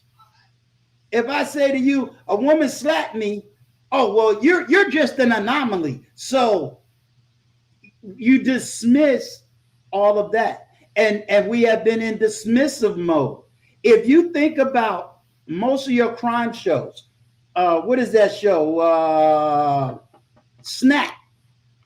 Every time you see on that program, what's the number one defense for why she killed that man? Domestic violence. Even if there's no record of it, they will go through his character and somehow try to prove he physically hurt her, or he did this to her, he did that to her. And what does that do? Sympathize the jury, and next thing you know, instead of her getting 25 years to life, okay, we'll give her 2 years and some psychological treatment. Because it's easier, L.A. Stewart. It's easier That's right. to fathom a man did it than a woman. So Exactly. That's why they play that role, especially in court cases, because it's easier to swallow. What the fuck? What do you think, sir? Or Patrice? Help me with the phone. You in Germany. I was stationed in Bamberg. Hold on. Unmute yourself, buddy. You're muted. Somebody in the chat, tell him he's muted. He muted. Okay, you were muted the whole time. Yeah, I should be over. You muted yourself because now, I was right? trying to unmute you. Okay, I can hear you now. I was trying to unmute you, but can you hear me? Said don't hear it. Go ahead. What the I can hear you. Yeah, I just hit the button. There we go. Go ahead. It's okay. I didn't speak long. I was pretty much quiet the whole time. It's all good. I like exactly what I'm sorry. I'm just gonna say old school, sir, Mister. Don't hit Okay. me. That's good. Everything you said was on point. I want to say more a little bit with white supremacy, and because of course white supremacy is lumped up with feminism, but I think a lot of it is also on us with what we consume. Everything that we see on Disney, if you watch, like even when we were growing up, like the young black girls were always like the sassy diva having a one-liner, and that's been taught to our young women at an early age to always have the last line, the mic drop moment. Even when you see something on Facebook, like when people are really upset about something, they're not really typing out anger. They're typing out like templates, or GIFs or memes. And I think a lot of us just react. And we really do not take into account what we're saying and how our words butterfly affect those around, not just in front of us. If me and you have an argument, sir, and maybe you go back and you talk about it to another guy, then maybe something is happening to me that you didn't even mean to happen. Like these things happen in our communities all the time. Right. Until we actually realize millions of us have died because of this, and really try to dive into why we do this. It's so simple. Why are we doing the dozens? Why are we insulting each other so easily? At the drop of a hat, we are ready to completely insult you as if you are the worst enemy we've ever had. And we think it's fun. We think it's funny. We have to break this down from school, 5 years old and up, and change it. I don't think we can change it for ourselves, but we can change it for our children. Because if we do not, 20 years from now, this whole shit's gonna be insane. So unless we as a community figure out a way to communicate with our brothers and sisters right now and figure out a way to isolate somewhat from this government and figure out how to form our own idea of what we want our future to be, we're screwed. I want to leave that on a positive note. So yay. Yeah. Let me ask you a question as a plan of action, as a man, and I think you even debated an issue, and I want you to go ahead and unpack that for me. I had made a statement about white supremacy and feminism, and I think that caught you. Is there a debate with that maybe I need to see something a little bit different? Because I know you used the Walt Disney. No. I don't debate it. I see what you've said, and it just reminds me of something that Neely Fuller always talks about. And he was always saying about race confusion and race sacrifice, and how a lot of white supremacy will sacrifice their own people. And so that's why a lot of times when I see like this thing that's happening, it happens to a lot of poor white people as well. The whole disrespect, men in general have been allowed to be disrespected by the women. And this whole thing is hurting everybody except for the elites. The elites, the people who have real money, this doesn't ever really kind of hurt them so much. But people who are regular, everyday people who are trying to just make relationships, have children, be in a relationship with a woman, there's no accountability for the behavior that women do. There's still not accountability for a woman making up a rape charge when a man goes to jail and then comes out like, oh, well, yeah, I was lying. Let's watch that word. Okay. You don't want to say the R word. Yeah, you gotta say great. No, don't even say that. It sounds too close. Just okay. Say, I don't know. We'll find the word, but don't say discretion. We'll say discretion for that word. Okay. You don't want to say that word. Yeah, it's a man versus woman thing. It's a black man, black woman, but it's all coming from white supremacy. And this is the chess. They're playing 5D chess, and we're playing Connect 4. We are so behind. Patrice. So it's all part of the plan. It's all ingenious, and it's hurting everybody except for the people who are really the ones in control. Right. Patrice, can you add to it? So feminism, it's white supremacy, it's lizard people It's crab people. Let's No, I'm not that big as a let's conspiracy, bring it but back. Let's bring it. it's We're a going way down the whole tunnel. chess Let's game, bring it. Let's and bring they're it back amazing into at the it. topic what we're talking about, guys. As far as like Tasha K and No, the forgiveness. lizard people though. No, Let's the stay in lizard that. people. You Let's stay gotta in. listen We're to not me. putting The that on that. lizards. I gotta moderate this and keep it coming back. Let's stay on that QAnon. because listen, because you and what the QAnon. fuck actually you were making good points, to be honest, and what the fuck as far as like the forgiveness and how this is going to transcend if we do not make this change right now and we do not understand how to talk to each other without being so emotional, and we don't learn how to understand that everybody's not going to agree. I don't understand why that's so hard to perceive. Like, you don't have to agree with me. Like, it was very simple how I just brought this back around without being disrespectful to what the fuck, without calling him out his name. I said, no, this is my life. We're gonna bring this back around. I didn't have to over talk him and just, I didn't have to be rude and sassy to him.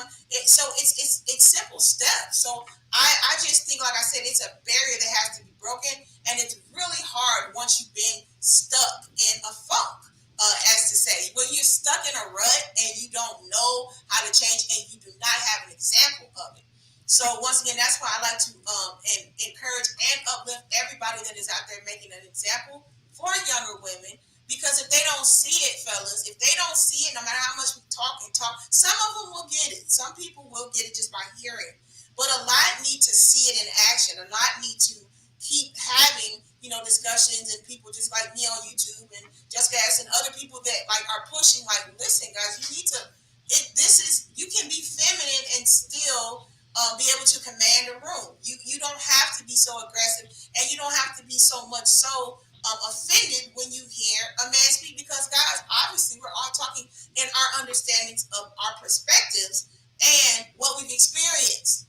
So I cannot tell Mr. L.A. Stewart, man, what are you talking about? You were just being overly soft. No, he's talking a real truth. I cannot tell what the fuck. You don't know what you're talking about. You're in Germany. No, this is his experience. I cannot tell Miss Patrice, you on the West Coast. What do you know? No, this is her life, her experience. So I think the more we have these conversations, it becomes easier. I want to hear Miss Patrice, what do you have to add on what we've been talking about, and the fellas, how we can open this discussion and help the ladies? Listen, absolutely. The fellas are right, and we have to realize as women, we have to, be accountable. And when the fellas are saying, look, you wrong, understand. And even as women, we know Tasha K was wrong. So guess what, Black women who are content creators, the onus is on us. The onus is on us to speak up on behalf of these things. The onus is on us to say, Tasha K, guess what? You need to be accountable for this one. Take this L, sis. You need to be accountable for the fact that, guess what? You put yourself in the position that you're in. You the one that possibly, allegedly, I think, I snapped, as Kwame Brown said. Right. You are the one that allegedly got this situation, pulled this illegal information from an officer so that you can go on your platform and be the first one, because you're the big one. You're the biggest Black female content creator out here in these YouTube streets. You have let that be known. You let the lead attorney know. So you pulled your feminist move as to say, I make more money than you, lead attorney. I'm bigger than you, so I'm going to trash you. You understand? You know what? And we have to. Hold on a second, Patrice. The fact that whoever says, and I think the men can speak, will not even tell you, because it doesn't behoove you to tell somebody what you have. If anything, I'm gonna keep it quiet. You'll never know I have money because I'm not telling you. So I thought that was an ignorant move to play, because like, why are you even speaking about what's in your pocket, your bag? Like, who does that? People with money really don't talk about it because like they're making the moves. So I'm sorry, Patrice, go ahead. I just want to add that. Yeah, but that's what we do as Black folk when we didn't have nothing, and then we get a little something and we get big-headed. Again, that's the same feminist movement that a Black female will go into a relationship or a marriage with a man, and because she makes more money than him, she want to be the one to call the shots, and she want to be the one to say, because I make more money than you, I got a right to say this. You understand? That's exactly what she did to the lead attorney. She pulled rank. She pulled the black woman. I make more money than you. I got more subscribers than you. I got more property than you. I got more this than you.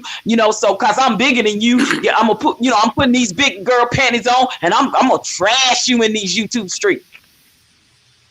It's the buffoonery. It's the hypocrisy. She's such a Patrice, I need you hypocrite. not to say that word. It triggers me. Okay, can you please not say that word, Patrice? Can you? Which please not word say is that? word, though? Which It's word? hurtful, okay. Which word? Us big head people. Oh, okay. Let's not say big head. Yeah, thank you. I appreciate it. You Quit taking Patrice off her line when she vibing. Thank you. But the onus, I'm telling you, the onus is on us black women.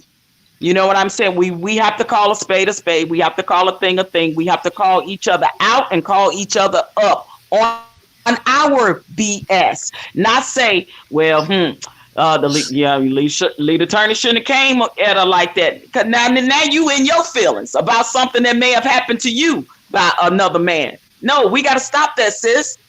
We got to stop that, women.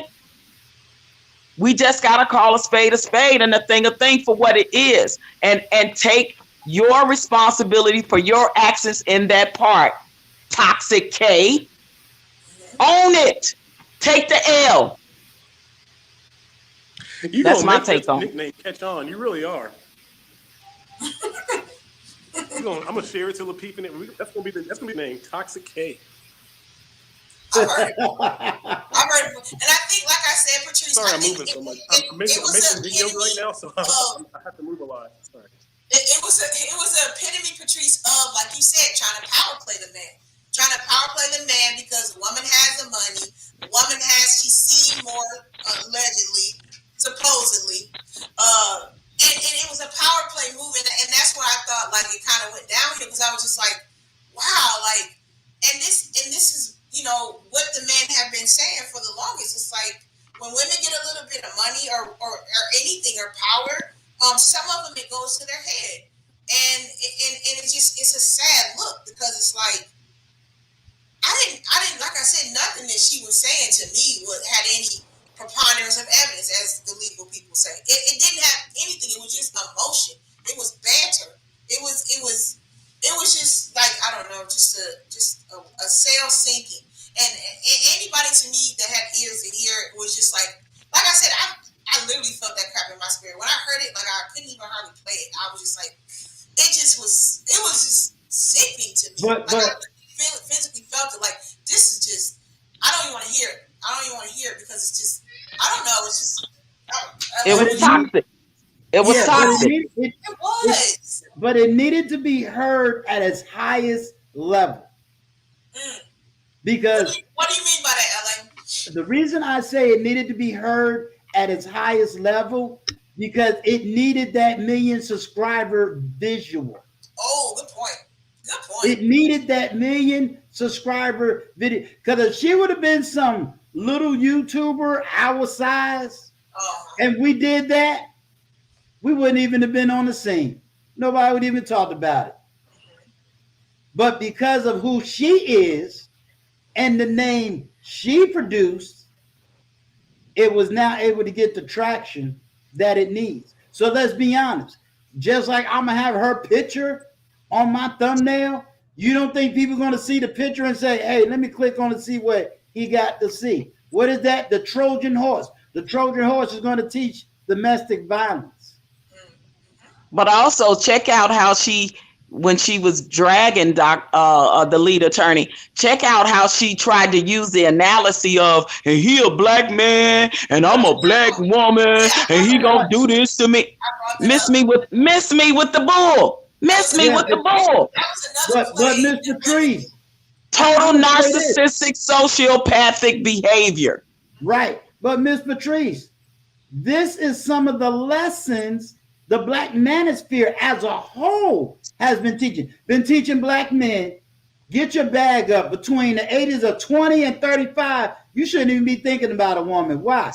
Because we need to be in college or earn a trade earning our money, earning everything we need. And at 35 is when we should be looking for a relationship and a woman, right?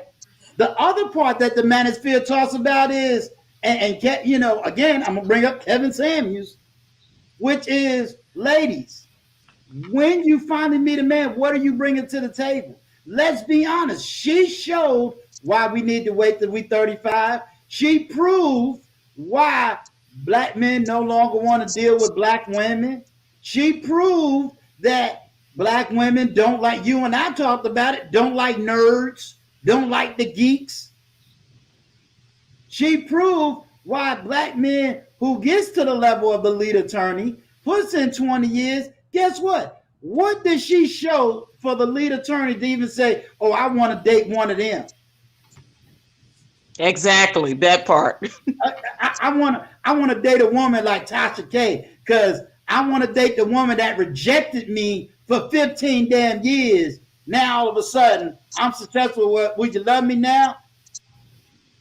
Come on. I mean, it was just disgusting the way she, you know, used her own private parts to say, you know, I'm the girl, we're the girls, or I'm the girl that you couldn't get the P word from. Right. Yeah, that was so disgusting. I mean, you know what? Because it went so left that I don't even. She can have that. I don't even want to repeat that part because it was so sickening, and I don't know. I just don't even want to push all that stuff that she was saying, because to me it was so toxic. Patricia, I wish there was a more viable word, because I'm telling you, it was very, very toxic. That's why I call her Toxic K. I'm telling you. Any woman that heard that, if you didn't cringe in your spirit, you might. Listen, it turned my stomach. The analogy that she used on her own private parts, and the fact that she went up under the lead attorney's clothes and in his bedroom. Listen, that is unacceptable behavior for a black content creator with those many followers and subscribers. Guess what? And she used the analogy. Yeah, she used the analogy to try to get black women on her side. Yeah. And guess what, Patrice? Luckily, there's a certain level of healing I have. So let me go into victimology role. Guess what? That showed me, because no woman said anything, I can now run back to the red pen and say, see, them black women, that's how they are. Yeah. Because no black woman, I haven't seen a black female content creator yet. Listen, if I had my channel, I will be dragging her to the lowest of the low, to the doggy dog, you snake in the grass. You are poor excuse for a black woman. You are a poor excuse for a black woman, Toxic K. We're talking about it. I mean, let's be honest. I love my girl out of Baltimore, the Plain Jane. Is Plain Jane going to talk about this verbal domestic violence? She made sure to bring up Plain Jane yesterday. So I'm like, oh yeah, Plain Jane is a female content creator out of Baltimore. Uh-huh. She will be considered, let's say, in the same lane as Tasha K. Oh really? I never heard of Okay. She was in TLA's video yesterday, in the one that he did about her. She was in there. Yep. Was she the first lady that came up in the top corner? No. She was just in the chat. She didn't come up. Okay. And you know, I subscribe to her. Now she's another Tasha K, but she's not as out there. Gotcha. She's been doing on R. Kelly as well, just like Toxic K. But listen, like you said, LA, if no black content creator call her out on her bull and have legitimate talking points on where she was wrong and how foul that was and how disgusting and gross that was for a black woman, because listen, as black content creators, other black women, you represent each other, just like the black men represent each other as content creators in Right. these youth streets. And if you don't call each other out on your bull, then shame on you. Right. Shame on you too. Because guess what? It's just like when you know something has been done is wrong and you say nothing, you're just as guilty. Exactly. And guess what? You just gave a section of the manosphere their talking points. Yeah. And ain't nothing you can say about it. Because right now they can say, well, we were verbally abused by a female content creator, and none of you women said or did anything. None of you. None of you. And to be honest, LA and Patrice, to be honest, when I was up last night, going over some stuff for this live and just getting things together, I was just kind of scrolling through, listening to different lives, and I heard two men. I don't remember the name. One of them was something TV, Ticket TV or something, and another guy was somebody else, and he was basically, like you said, Patrice, going down each, like every 10 seconds he was stopping, talking about what she was doing wrong. And so the men are out here, they're going for the jugular. They're like, this is what black women do, and this is da da da da da. Some of them were kind of transparent, like, we know all women are like this, but this right here got to be called out. So I see the men going heavy, and I haven't heard any woman say anything. Yeah. Even anything like this, just having a discussion like we're having today. I don't hear anybody talking about it. Not women, but yeah, that's true. That's true. I don't know. I mean, I could name O'Shea Duke Jackson called her out. The Pulse called her out. My boy Tough Love called her out. I ain't heard nothing. But see, that's expected. That's expected. Yeah. It needs to be a black female content creator call her ass out. You understand what I'm saying? And not even that, not just a black female content creator. It needs to be a bigger one. Because if a smaller one calls it out, and it'll be lost in the YouTube algorithm, it should be a bigger one, because us all as women, we have not the same values, but we know principles. You don't have to follow them, but you know them. So it has to be somebody bigger where the light can be shined, because then you can see it's a trickle down effect in my eyes. Because yeah, little people can talk about it, but it's not going to go anywhere in the algorithm if you don't have the eyes on you. So is that what you're saying, Patrice? Or you feel like everybody should be having this discussion, little or big? Or do you think it's more of the bigger? That's the question. Are you guys talking about bigger content creators because it's going to get seen? Or are you guys talking about every single woman? Because we can't assume everybody's going to talk about the same thing. No, I'm saying any woman that knows in their heart of hearts that what she did was foul. It doesn't matter how big or small, because you could be a small content creator and it can blow up just on that fact alone, because you can get the manosphere in on it, partaking in it. Finally, a black woman speaks out, finally, against the hypocrisy that black women do to black men. Good point, Patrice. And let's be totally honest. Look how fast a small, unknown content creator was able to write a petition against Kevin Samuels. How fast did that spread across the whole YouTube channel? She was small. Yeah, that's true. She was small. And as soon as she wrote the petition, guess what? The Plain Jane had her on her show. She was on all these podcasts. Sure was. Yes. And it spread.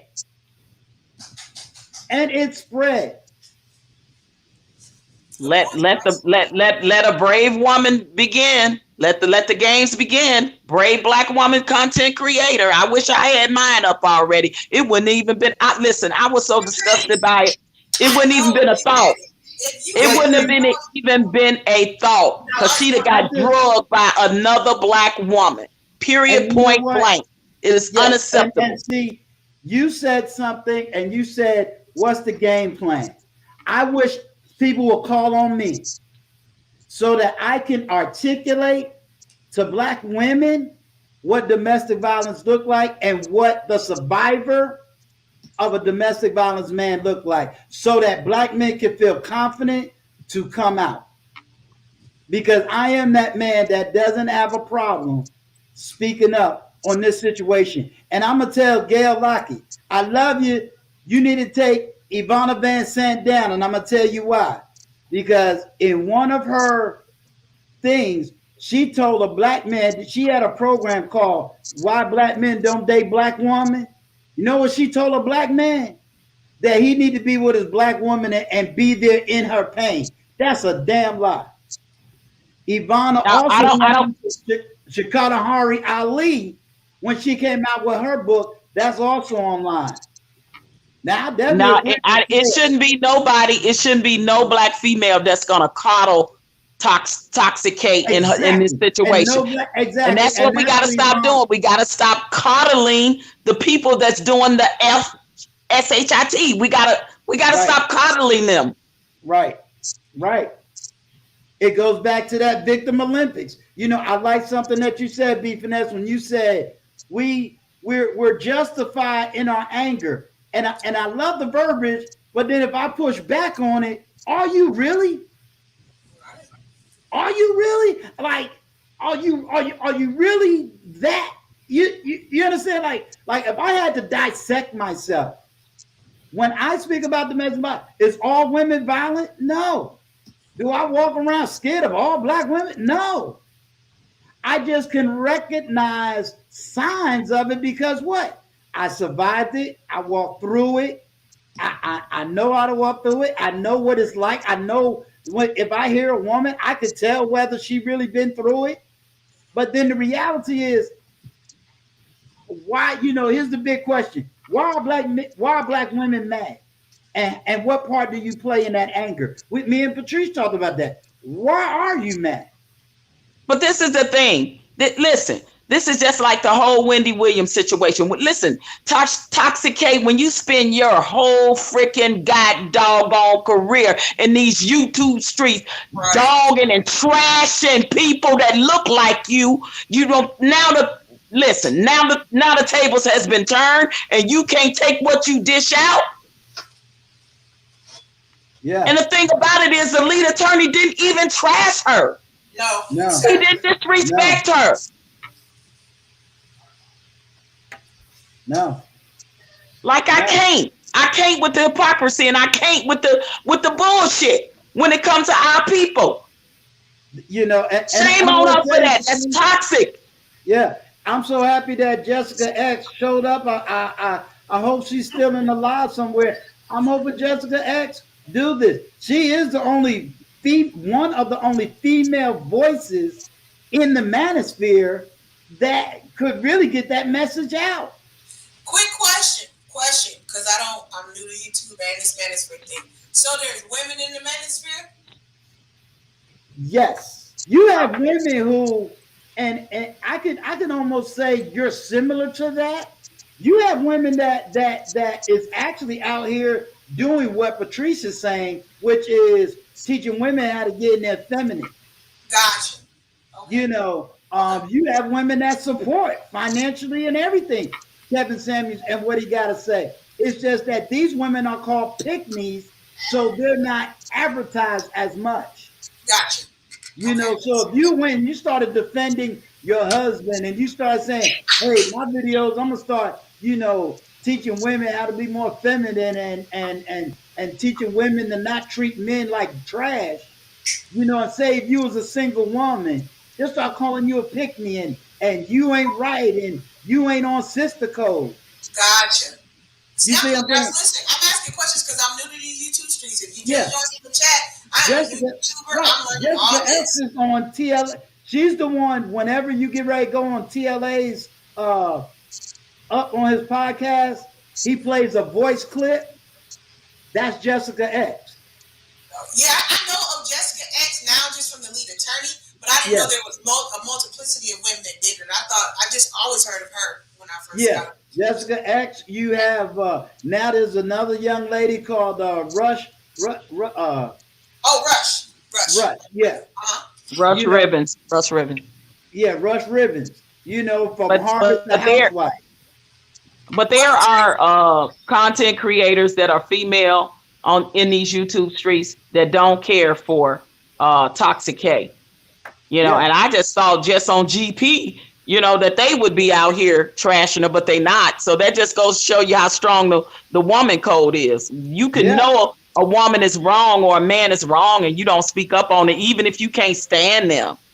Right. You understand? So again, these codes need to be broken. We can't, just like we don't want to speak up because we like somebody and we respect somebody. Nah. When they do F shit, they need to be called out on they F shit. And it's not Period. even Point about blank.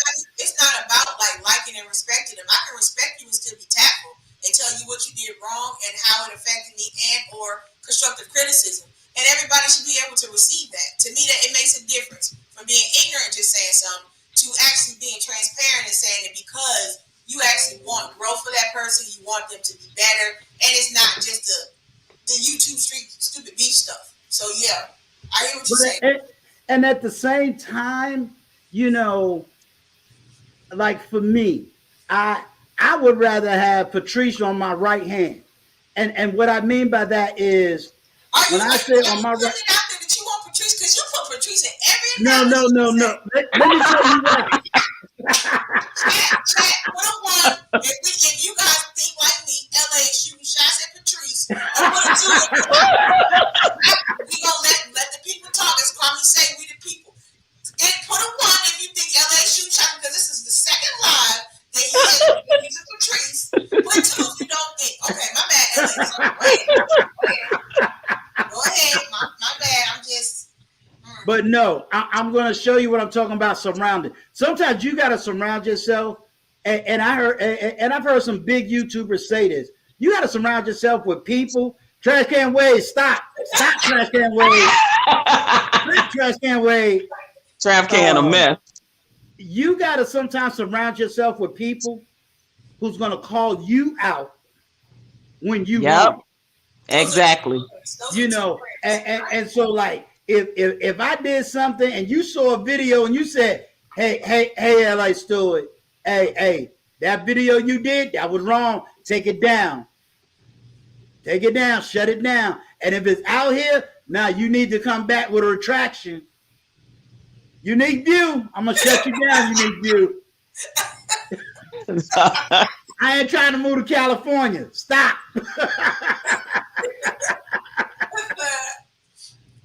I'm in Arizona, I ain't in California. Oh, thank you, Miss Nash. I love you too, girl. Look, Patrice, I was like, is that your secret meeting spot? He talking about other places we ain't even talking about. Now I'm in Arizona, but look, listen, this is just the older, mature, seasoned woman, the mother figure, the auntie, the OG in the hood, you know, that gives the youngsters some advice. This is just the girl from the south side of Chicago coming out in me when I see wrong done, you know, and it doesn't matter to who. If the roles were reversed, I'd be like, you know, shame on the lead attorney. You know what I mean? But it is what it is. You know, it's shame on Toxic K right now. That was very toxic what she did. And understand, look, the lead attorney is Hold on, Patrice, hold on, hold your thought. It's very telling because this is not just her. This is this is done so much with women that it needs to really be talked about because this is just kind of what women do a lot of times. I'm sorry, go ahead, Patrice. No, exactly. You're right. And that's the more reason why it need to be called out by a woman. That's why I said I hate that I don't have my channel up yet because it would have been a no-brainer for me. It would have been an absolute no-brainer for me because when I saw that, I was disgusted by it. But because listen, women need to roll the reverse on that tape and say that if that was a man doing that to a woman, what the end result would have been for that man. You understand? Always put yourself in someone else's shoes and reverse that role, whether it be by gender or whatever, reverse it.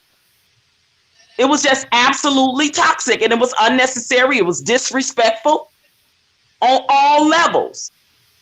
I'm going to tell you what would have happened. If Patrice has happened before, not only would that channel have been shut down, they would have contacted YouTube, the company themselves, and YouTube would have shut that down.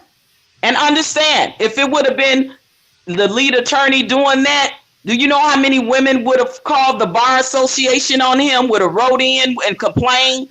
Yes. Hello? Yes. Hello, somebody? Yes. Because she literally put that man's license on the line. Yeah, she did.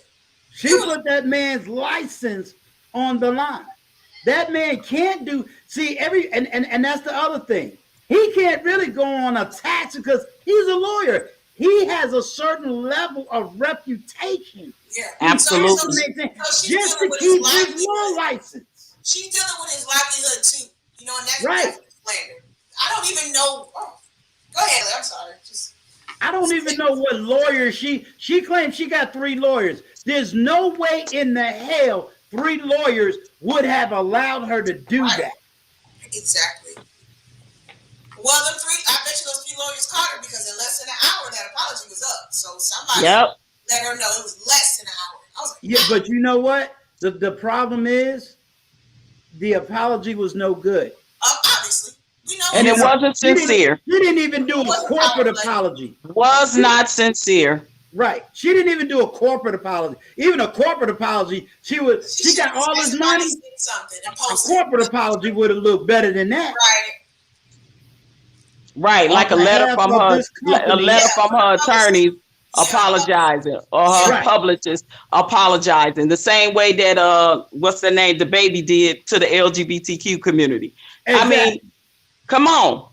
Let's just keep it real. If the roles were reversed, and that's how we women have to start looking at the situations, just like men have to do the reverse when it's a man doing it to a woman. It's all toxic. It's all the same. But if it's not called out by the same sex of the person that is doing it, because you're trying to keep some goddamn code, shame on you. You gonna make me clip this video, girl? I might have to get a strike. I'm gonna have to put Patricia all in my video. Be like, well, if y'all don't want to hear me, hear this woman right here. Go right on ahead. I ain't got no problem with it. Hey, look, LA Story, you didn't ask me, so I'm gonna give you a copyright strike. You take this. Yeah, don't strike me. I'm acting right now. I'm just playing. But in all seriousness, O'Shea can say whatever he wants. Nothing's gonna happen because most O'Shea's videos is gonna go to the manosphere. You see what I'm saying? I ain't scared. I ain't scared of toxic, at all. I'm not scared. Yeah, but you know, even Kevin Samuels can't say nothing. You understand what I'm saying? He can't speak on this. Yeah. Why? Because he was on the show? Is that what you said? No. Why? He can't. One, I'm going to give him this credit. He doesn't do YouTube beefs. Good. I will never. And the second reason why he can't say nothing, because then the women will gang up on him again. Oh, gotcha. I see. Because then it will be a tit for tat. Right. That's understandable. And then you see what I'm saying? Show, so I think him, because he's thinking of his business, and just because of, like, I'm not going to waste my energy with this type of stuff if it has nothing to do with me. I don't even see his place to really get involved with it because it's not directly at him. So I don't think he's going to put his energy in it. That's just me looking on the outside. No, I'm going to tell you where he put the energy at. If I'm going to try to play a Kevin Samuels wisdom, he got his personal attack dogs. O'Shea is the one. He's the president. You understand what I'm saying? Yeah. Sometimes you gotta have your thug brothers so that you can still be on the innocent side. They're already in the chat. TLA has his troops because everybody in the chat's already saying we are TLA troopers. We in the churches. So yeah, and like I said, I plan to put out a video and I'm gonna show receipts. This is abuse. This is abuse. This is abuse. This is abuse. I'm gonna tag what's his name? His name is Tough Love. I've spoken to this brother by email. Tough Love did a video against Tasha K. And he broke a lot of her stuff down. And he went after her. But like I said, unless we could get a Jessica X, unless we could get the Plain Jane, hey, we need that. We need some women to say, hey, we complaining about the men and we talking about all of their conversation, but what we doing? We're having this discussion right now. That's to right. And I can't wait for reverberate yeah, because it's got to start somewhere. It's got to yeah. start You know somewhere. what? And Miss B Finesse, thank you. Thank you for even opening it up and allowing it to be on your platform because that's a step. You know what I mean? And everybody is speaking their piece on it. You know, everybody know in their heart of hearts that that was foul. It was just wrong. You know what I mean? And we have to stop coddling the perpetrators, because we like them or they're popular or they have a big following and subscribers. I ain't got nothing to lose. I'm a girl from South Side of Chicago that ain't got nothing to lose. So I ain't got no problem with it. Speaking my piece on it. It was wrong, it was foul, it was toxic, and she need to be called out by females on this. Real talk. And I think what's imperative too, which I noticed because I'm kind of like the educator in me. I'm always kind of peeling through it and looking through and seeing what people are saying. And like I said, guys, when I was reading her chat, it was enough said. Even her supporters were going in saying, "No, like you're wrong. Like no, you shouldn't have said that. What are you talking about?" So I And think that's what happened. That's what happened to her. They went in on her when she did my girlfriend Jaguar right like that. She yeah, lost a lot of subscribers because she lost me. I used to follow Toxic K. But when she did that and I saw the behavior, not the fact that because it was my girlfriend and I liked her, but it was the way she did it. And I yeah, watched behavior of people on how they do things. And then I noticed all of the times and the things that she even done to Cardi B. And I ain't favorite of Cardi B, but these are things you slandering and defamating on people that you can't even prove.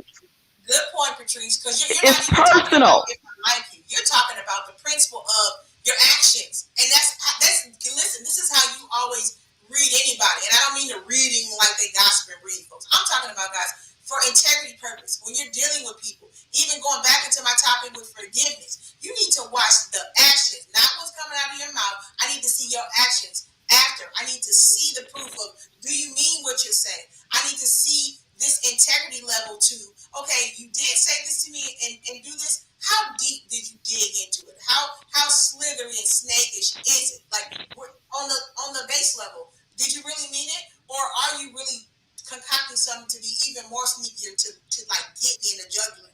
And I think that's a good point you just made, Patrice, because it's the character on how you're dealing with it. Because there's hundreds of thousands of YouTubers talking about the same topics, talking about Tasha, talking about the lead, talking about Kevin Samuels, talking about everybody that is moving and has big platforms. But it's the way you deal with how you're saying it to how you're going to get a response and the integrity level. So that, Patrice, that was a great point that you said you actually followed Tasha K, and then you've seen the malice and the menacingness to how she dealt with people.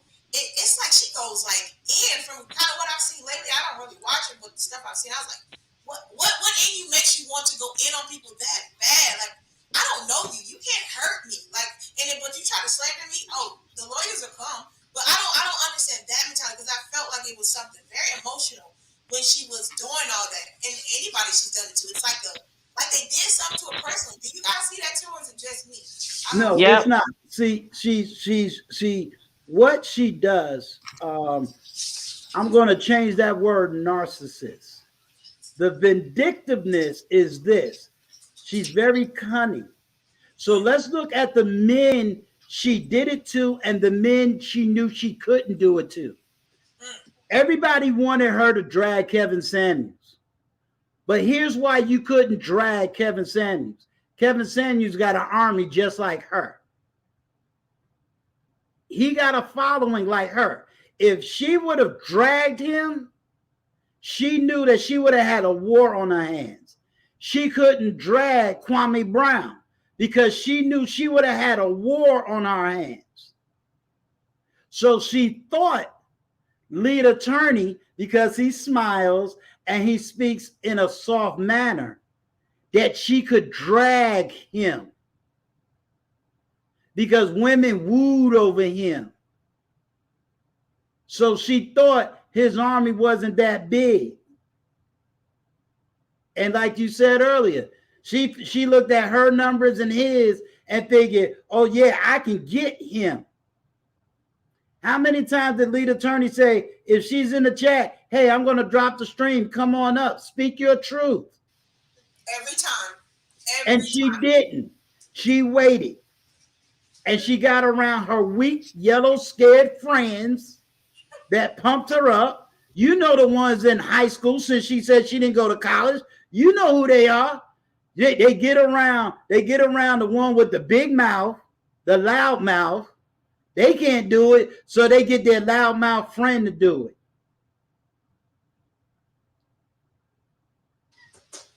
I agree with Gail.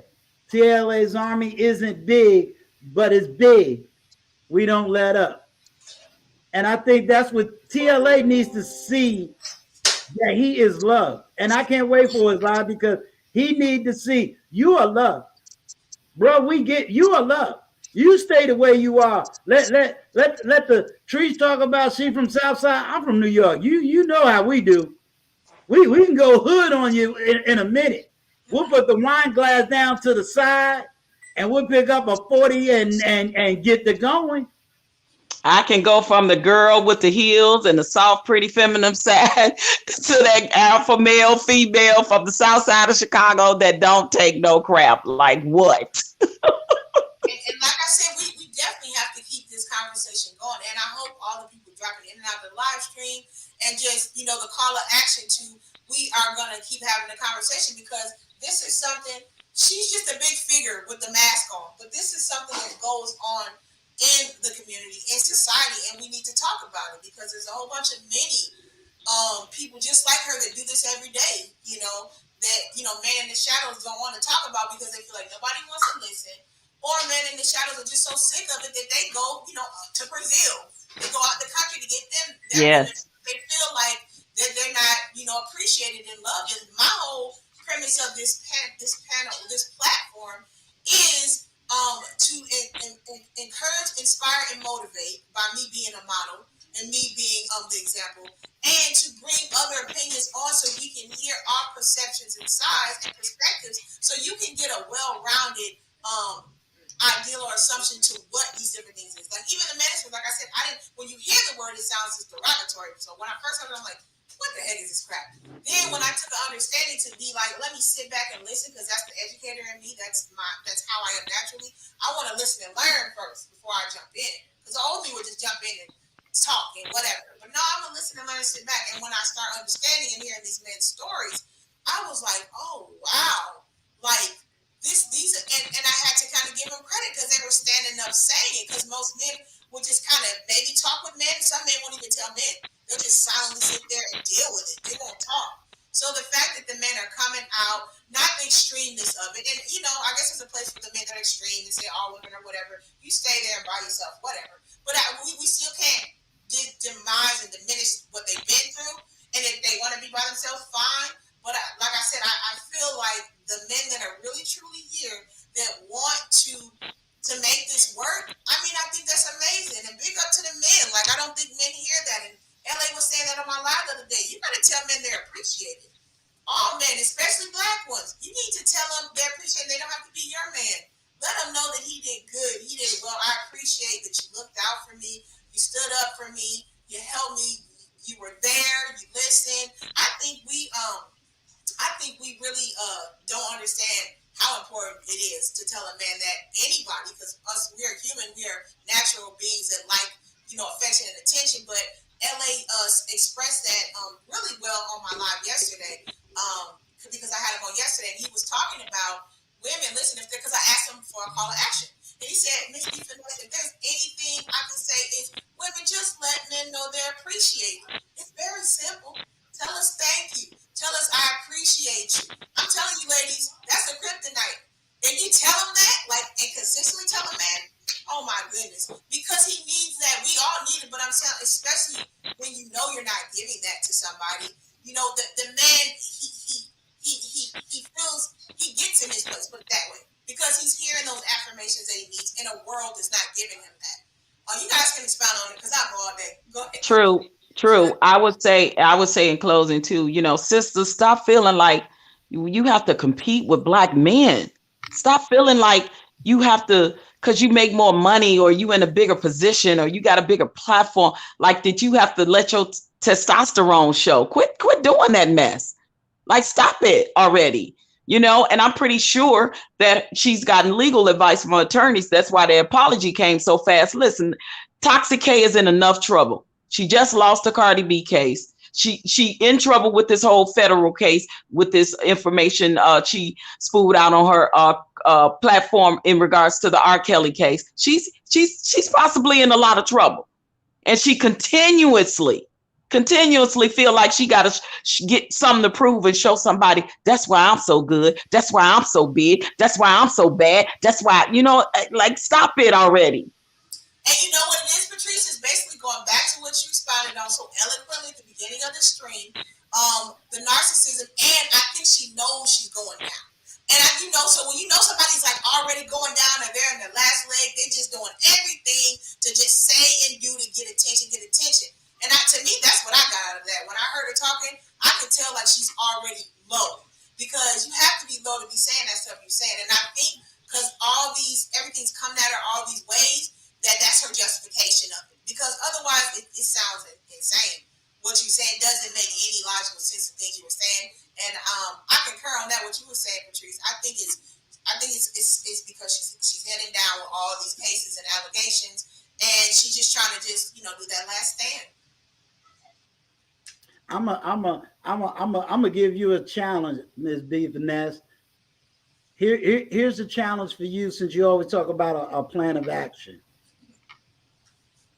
I want you to take 10 minutes and write down everything you appreciate your husband for, and then tell it to him, and watch and you observe his reactions and responses.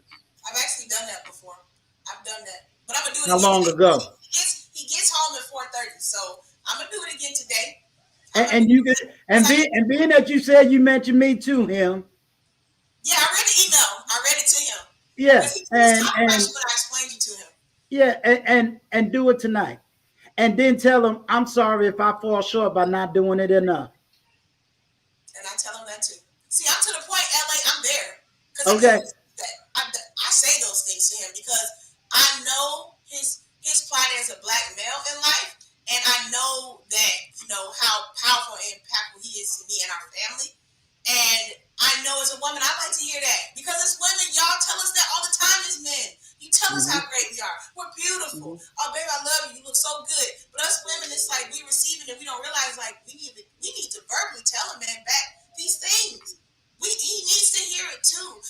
Expound that, Ellie. I don't want to talk for men. Do you guys need to hear those things back? Even talking about your looks and how you guys make us feel. Please talk on that. I'm a flip a word around. The men understand this word. Women need to maybe simps too. And when I say it from a jokingly perspective. Simp for a man. Okay, expound on that. Okay. When we talk about simping, is trying to do something for a woman that we know we can't get. So we meet her, we want to pay the bills, we want to do all this. Wait, LA, read what he said, trash can waves. Oh, Miss B. Finesse about to have another baby. After I do that finesse when you get out of work, guys. You're so silly. I'm sorry, LA. That trash can, he's all I can't with y'all. Yeah, you said you're going to have twins. Don't speak that, because that runs in the family. You guys know I have a baby. She's 8 months, so I already have a little baby. We already got our little bundle of joy. But go ahead, guys. Go ahead. I'm sorry. Biology says you can have again. I know. You beyond the time. But what I mean by that is, when I say do it in reverse, it don't have to be. A lot of us ain't material. So if you try to give us a ring or a card, but just that verbalness of, what, as I listen to other men or as I listen to other women, I realize that I do feel special to have a man like you. I realize that you have taken weight off of me. You've done this for me. And you know what? Maybe some of my ways, I really haven't been appreciating the person you are as an individual. Because in reality, I need to keep fighting for your love more than you fight for mine. Because I realize that if I lose you, another woman be glad to have you. Yeah. And that's that rechasing. A lot of women feel they're the prize. I'm the prize. I'm the one. But in reality, I'm going to tell you as a man, no, baby, I'm the prize. And when I see you and choose you, like I was saying to Ms. Nash, when a man says to you, why are you single? You need to take that statement as a compliment and not as an offense, because what he's saying is, I see good characteristics in you. I see you as somebody that should be with a man because you're special.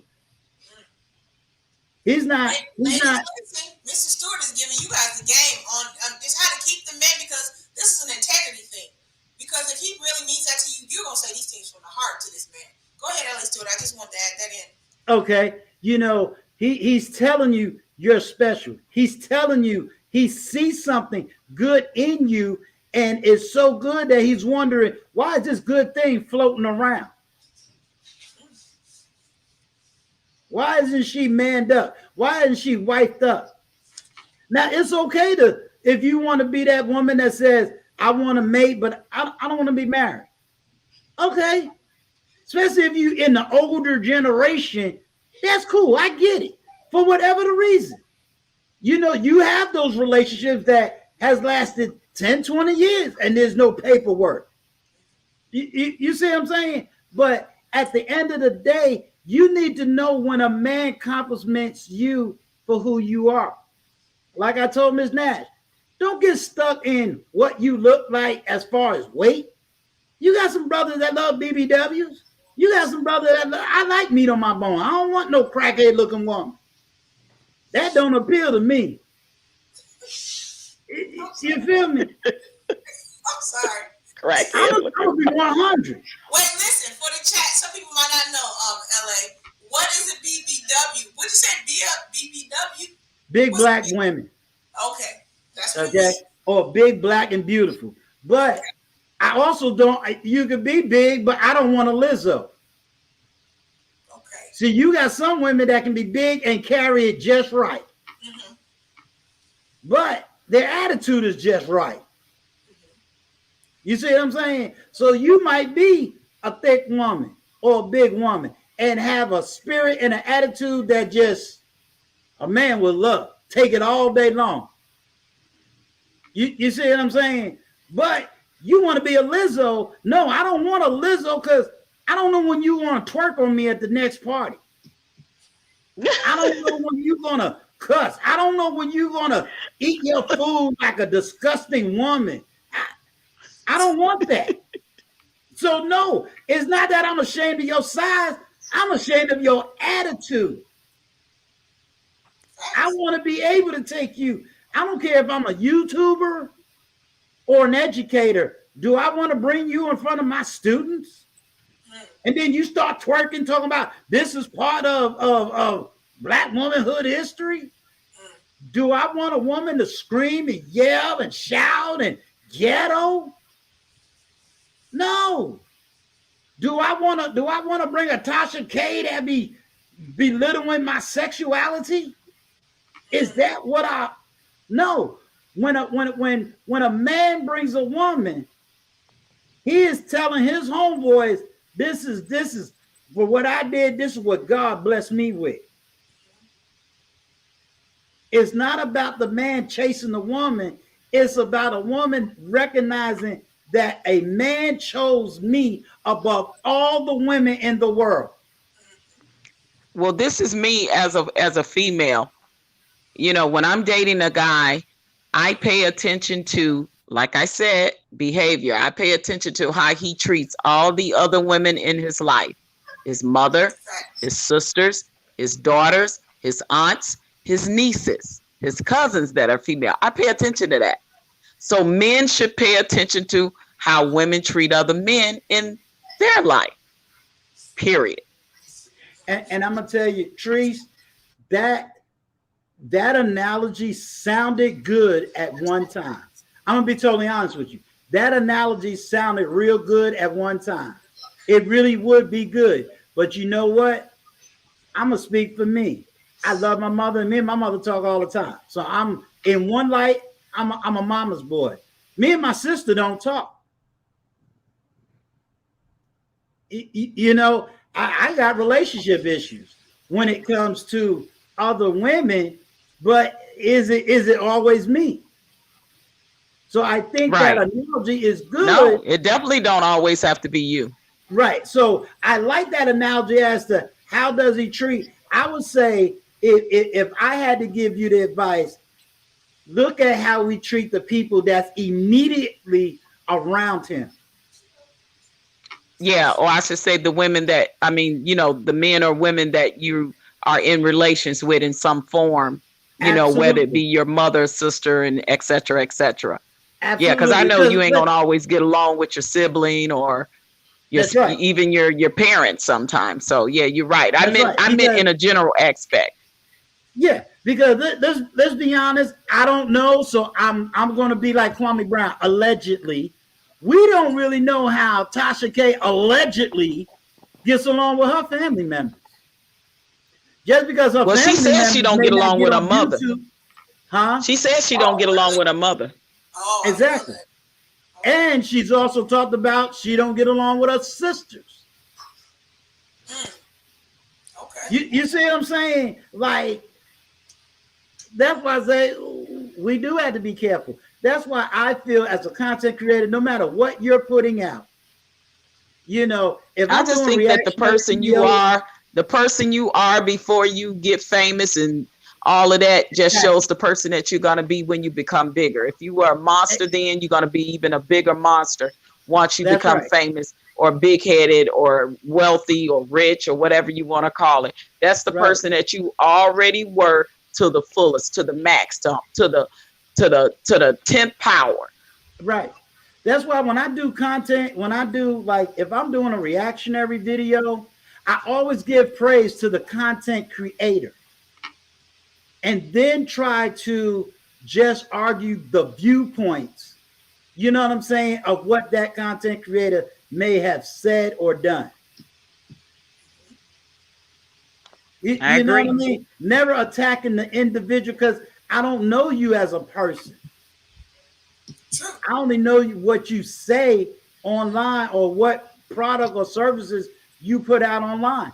Just like there was a content creator that I actually followed him, and then all of a sudden, Pocket Watching with JC did a whole live about him, and I was like, "Oh dang, I didn't know that was him." In the sense of his business and stuff, you I know. agree. Yeah. So And these are people that we don't know on a personal level. So we also right, have to be careful with, you know, we can like them for what they portray in these right, YouTube streets, but if right, you don't know them on a personable level, right, eh, you know, because exactly, people show you they representatives sometimes. right, See, listen, you guys are. This is why I love when everybody gets to talking. We bring it back. What is it I always say, guys? Especially when I did that video on taking advice from people.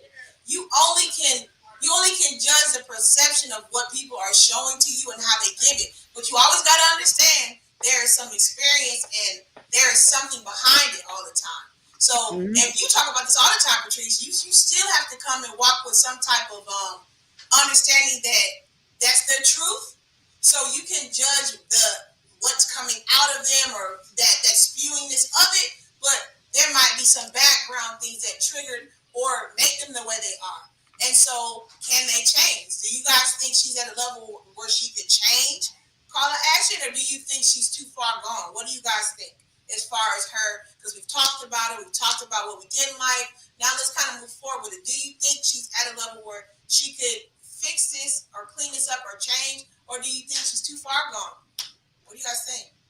Too far gone. I think the narcissism in her may not let her, Okay. Yeah. you know, because of that is the real thing. Like that is a puffed upness in their own head of delusions of grandeur, thinking that they are superior to anybody else. So because of that, she may not can, as opposed to someone else that, you know, if she gets help or if she gets therapy, because she really is a narcissist. I'm telling y'all, she's a narcissist. But if she gets help and realize the error of her ways, change is possible, you know, and you want to believe in your people and say everybody deserves a second chance. Depends on how bad that they, you know, fall from grace. She hasn't completely fell from grace yet, but she has to acknowledge her own illness in this situation and her own accountability. And until she do that, and then show that, back that by her behavior, then I would say until she recognized the person that she truly has become, nah. I say she liked the power. She liked the power. I just as I remember, I referenced the Queen of Dragons in one of my videos. You know, that's who she is. There's certain people that can't change, and when you got signs and symbols to change and you don't, sometimes you're gonna have to hit rock bottom. You know, I felt the whole Carly B thing. She said it. It's ego. I'm fighting her on ego. She wouldn't give it up. If you and I did a video on a famous person, somebody that is in that kind of a public eye, and you and I got a personal phone call, right. Come on now. You got a personal phone call from Carly B to tell you, hey, shut this down. If I would have been like, got a person, if I would have went after, say, that I'm trying to think of a famous person. If I would have went after a famous male singer, and I got a personal phone call from that male singer, that would have humbled me that this man called me personally to say, hey man, you said this about me, you said that about me. Can you stop saying these things about me? I'd have been man enough to say, you know what? I got a personal phone call from such and such. Right. I ain't gonna do no more videos about this dude. But you didn't. And not only that, she got a cease and desist and didn't. Right. So show you the arrogance and the narcissistic in her.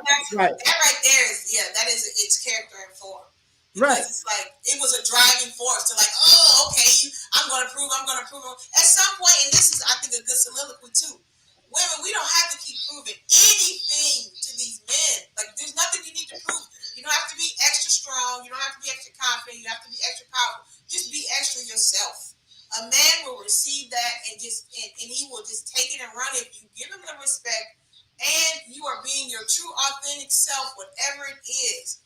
Because I feel like men are kind of transparent in the sense that they can pull through the bullcrap. I think men really will take the meat with a woman and throw away the bones because that's how they deal with a lot of women probably. But I like I said, I think going back to what Patrice was saying, just the feeling of always wanting to be in control of, I think the ship is sailing and I just want to, keep climbing up to the top. That's not a good trait to have, especially when you're that high in business and you have it, like you're there on that level. I'm going to prove nothing to nobody at this level. So if I get to that level, do you think I'm going to be entertaining that? Especially like I have a family. I have a baby. I have kids. Like I got to think about them. How are they going to be looked at too? I don't think we even talked about that. The ramifications of her family dealing with all this. How they're going to get maybe attacked. You know what I'm saying? You guys think that'll be an issue? Well, see, I'm gonna look at history. Because you said you're 30, right? Mm-hmm. Okay. Before you was born, I'm gonna sound like my daddy now. Before you was born, there was something called IBM, International Business Machines. Yeah, the computer. IBM was huge. IBM was, in theory, untouchable. IBM was the computer if you was in business, that was a computer. And guess what? Y'all don't even know who IBM is. Why? Because a small little computer company called Apple took over. There was a computer company called Gateway. Couldn't touch them. Now no one even know what a gateway computer is.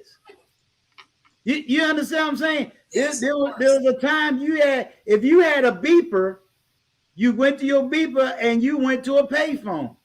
Today, if I say a payphone to somebody younger than you, y'all gonna look at me like I'm stupid. What So did they I put the use, payphones? That's a good huh? question. I haven't seen. What did they put all the payphones? They just took them down. Let me answer your question before I forget.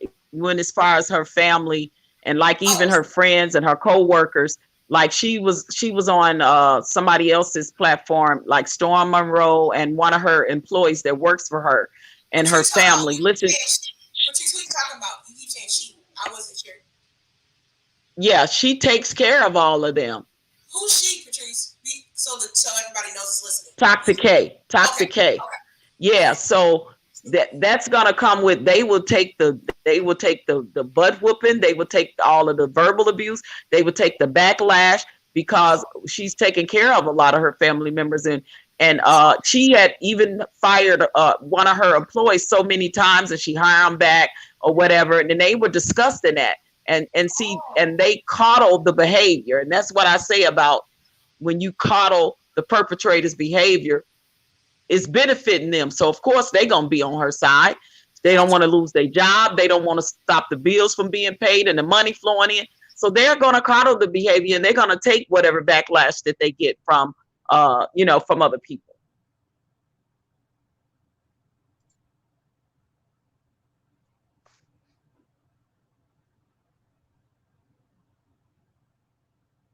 Are you there, Miss B Finesse? Did Yeah, she I was gonna freeze? say, are you there? Because it seems like you froze. I think she froze. Okay. I guess we're gonna have to continue this live stream. Yeah, so so in closing for me, all I would say is, there has to be accountability when you are on these type of platforms as content creators, because we all are representation of each other, like I said in closing. So when we out here messing up and doing each other wrong, we need to call each other out on that. That's the only way we're gonna heal and get better. Yeah. And women have to do it with women, just like men have to do it with men, because it's more effective and it's more of a healing process when that happens. And that's the only way the bridge can be gapped between men and women. And therefore, the backup needs to come for the support on each end. But Toxic K, shame on you. You really need to change your behavior. You need to change the way you trash people in these YouTube streets, because if you dish it and it can't take it, that's the hypocrisy. And that's the part that says you are not willing to be accountable for your own actions and the part that you played in this whole thing. The lead attorney wouldn't have had anything to talk about with you as far as that is concerned had you not did what you did, Toxic K. Hello. Right. Like I said, I could put out a video and maybe 10, 15 people may see it. It's going to take somebody that really can take it to where it needs to go. I definitely want to. I'm probably going to plan on doing my first live stream probably next week. And my live stream is going to be, hey, you back? All right. Yeah, it's raining here, guys. Okay. It's raining here, so it's going like in and out. So because I was questioning if I was going to do the stream, but I'm just going to keep pushing through it. So thank you for keep going. I'm here. I'm listening. All right. And I'm probably going to have to do at least 2 live streams, and one of the topic is going to be on domestic violence. I hope I can get enough people to come on in and let's talk about it. Let's have that conversation, because I think that in listening to this conversation, I don't think a lot of women really know. I really got to put it in the ignorance column. I don't think they really know that men are victims. I don't think they even know all the facets of domestic violence. Because let's be honest, until I took a course, until early 90s, until I found out what sexual harassment was, I didn't realize all the facets of that. When I found out that you could go to jail for raping your wife, not to say that you... Stop it. I'm sorry. Gotta watch the word, guys. If you're married, you can actually, get caught up in a situation, even with your wife. It's like, dang, I didn't know that. So as lead attorney has said, and we've all heard it, sometimes ignorance of the law is no excuse to violate the law. And I think Absolutely. we need to have that conversation and again put it out there. Have a brave man such as myself who has been a victim and willing to talk about it. And hopefully it'll encourage other men to talk about it and, you know, get some healing, get some Yeah, recovery. and women need to realize not only is domestic violence physical, but it's verbal, emotional, mental, Right. all of that. It's all abuse. You know, Yes. it's all abuse. And sometimes what the tongue can do to a person can be just as bad as if they hit you with their fist or slapped you. To tell you You the know, truth, it's there's worse. life and death in the power of the tongue. Right. When I was And first introduced to you, LA, yeah. when you came on Lee Attorney Stream and then you contacted me and said, you know, I like your information, I like what you're saying, you know, and it's funny, guys, I'm new, you guys know I'm a new YouTuber, and he was asking me for help, so, you know, that's just my heart. Like, I'm going to help you ask me. I'm going to do what I can do. Not much, Right. but I'm going to try. And, you know, he was showing me some of his videos, asking me how he should do stuff. And my biggest thing was he led with his experience, and he let me know, like, kind of who he was. He told me, you know, about him being a survivor, him being married, then divorced, a single dad in the military. But then, you know, he showed me who he is now. So he didn't stay in those things. I want to tell the world this, Miss B Finesse. Like, do you think people will listen? Number one, and is it something they want to hear? And I let him know your wisdom is a treasure. So we can't base it on like, am I going to get YouTube when I learned it? That's how the algorithm is not going to give new content creators any pull because it doesn't know you. Right. What you're speaking now is going to be a gem and seed for somebody maybe 2 years, 5 years in the future. So you can't hold on to, I want to get everybody to see it. Now you just put it out there and you don't know how much, because I don't know that sector, LA Stewart. I don't know a sector where men are actually very upfront and continually talk about the abuse and that they go through. They might say it once and then just kind of shy away from it because, okay, I did my part because I'm going through something, but I'm a man, I'm not saying it. So I think you'll open up a whole nother genre and nugget, and then you're a man of wisdom. So you've been through things in your life, and your whole premise, just like Patrice's premise when she gets that channel up prayerfully soon, is to enlighten and help the younger generation. And that's why I'm here too. I'm really trying to pull in that younger teen generation up into the 20s and above, because I want them to hear this wisdom. I want them to see that I want you guys to change. I don't want you to be a predicament of your environment, a product of your environment. No matter what environment you have, you can still take that wisdom and transcend and change. So that's why I appreciate everybody, especially even people in the stream that have not cammed up, because everybody has an experience and it's so much appreciated to hear. Because like I was watching my daughter the other day, this is what I'm saying. And found the channel, I was sitting there just intrigued watching it, guys. It's about Disney animatronics that fail. And look, I know I'm sitting there watching that crap for an hour, and it's the most basic, like, niche concept, but I'm just intrigued looking at these Disney little animatronics and they're failing. The guy's explaining it. So, like I said, the things we're talking about are impactful. So that's why, like I said, I told him when he was asking me questions, I said, you know what, better yet, I'm gonna put you on my channel. And that was like the second day he talked to me. I'm gonna bring you up. We're gonna have a topic, and I want people to see you.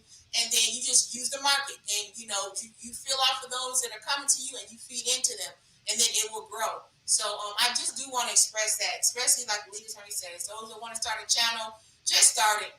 We're trying to get Gail to start her channel. We're trying to get, well, Gail has it, but we want Gail to get in and speak and talk and say what she does, since she does so much work in the YouTube streets. And we all know Gail like the YouTube monitor. I'm like, Gail, I'm letting you know, Gail. I'm gonna try to get StreamYard this week, so I need help. Listen, Gail is the moderator's queen. She is the queen of the moderators. And tell Gail, and Gail, I'm going to make sure that my name. Gail told me to take the 2 dots off the last part of my name, so I got to figure out how to do that. Gail's been trying to help you. She said that like 3 times now. The times you get on the stream, she keeps telling you that. But What was I going to I say? don't know how to do that, but I'm gonna work on it tonight. Listen, LA Stewart, I'm telling you, because I've been pushing back from it too, just being a mom and life is so busy and everything I have to do. I was just doing YouTube. I was just doing the stream on YouTube just because it was just easier because I didn't want to deal with trying to figure out StreamYard. I'm telling you, it's so much just more streamlined. Just doing it on StreamYard, you need to get it because it makes everything so much easier. So you need to get Okay. this as possible because it's going to make your life a lot easier. Okay. So listen, guys, we're gonna do a quick call to action, and then I'm gonna get off of here because I don't want it's raining, but it's stopped. But I don't want to kick us off in the middle of us talking because this is such great information. I can't wait to kind of piece this out because you guys, I appreciate everybody here. I want Patrice to do her call to action. I want LA to do his call to action, and this is just you guys speaking on your platform, either what you're going to talk about or this conversation. What do you want to say to those that are listening? What do you want to inform them as far as wisdom and how we can go forward? And if you want to stay on the topic of forgiveness, you may. So I'm going to have Patrice go, then LA, and we're going to sign off after that. So Miss Patrice, let us know. Yeah, it's a lot of work. It's a lot of self-inventory. It's a lot of self-work that comes with forgiveness and asking to be forgive, right? And the proof will be in the pudding with the behavior after you have sincerely and truly apologized and asked for forgiveness. The advice I would give to Toxic K is to gain the respectability back, as a Black woman for me in these YouTube streets. Michael Jackson said it best, man in the mirror. You have to look at that woman in the mirror, and take the L, be accountable for it, as we all do, and move forward and do better. Do better. Love it. Love it. LA, go ahead and add to that, sir, and then we're going to sign off. What do you want to say? What do you want to let the people know? I'm gonna let y'all know. First of all, thank you, Miss Gail. When I get some money, I know I gotta make sure I pay my assistant back. But in reality, my call to action is this gave me the voice that I really needed. I needed this Trojan horse to show up, and it showed up. I do believe that the call to action is now talking about the pain and then talking about the healing and then being open to Ms. Nash help me. Being open to communicate with women in a different kind of way. In other words, if you're scared of that young manosphere position, which I get it because a lot of stuff over there that can be extremely confusing. I want to be that older man that says, I will translate what you may can't understand and give you grown man talk on relationship. I'm not trying to compete with Kevin Samuels. I'm just giving you the grown man talk on what we hear, what we think, and how we actually operate. So that they know not all men think and do every single thing that's in the manosphere. And some of us is healed behind a lot of stuff. We still calling out young brothers. No, we don't want you sitting at your mama house playing PlayStation. We gonna call them sorry brothers out. But then we got men that is, how do I learn how to be a better man than what I am? A man like me, I'm still looking for a mentor, because I'm never gonna say I got it all. But if I can help somebody to prevent the mistakes I made, I got you. Okay, good, man. I appreciate that. Guys, let me know in the chat. What does the quality sound like? Some of you are saying you can't hear me. You said it sounds like it off. It's off. It's raining here back and forth, and I'm just using my mic that's actually on the cam that I have here. So if you can't hear me, sorry. If you can't hear me, like I said, I'm coming in and out with the cam. But I appreciate, like I said, the wisdom. I always love hearing wisdom. I love seasoned people that have something to say and are not scared to let people know their story, their journey. And that is what I appreciate about the connections that I've made here on YouTube, because I love that people are so willing and open to tell their truth and not be ashamed of it. And I think that's how we grow. And I really appreciate Patrice. I really appreciate LA Stewart. You guys make sure you check out his channel, subscribe to him. He's new. He doesn't know about these YouTube streets and how they tough and how they have the games, but we're gonna support. Make sure you guys, Patrice will let us know. She said she's gonna start her channel. Make sure you guys support Patrice when she does put that channel up. Patrice, make sure you come and let us know. Everybody that has a channel in the chat, support them. Because we're a community here.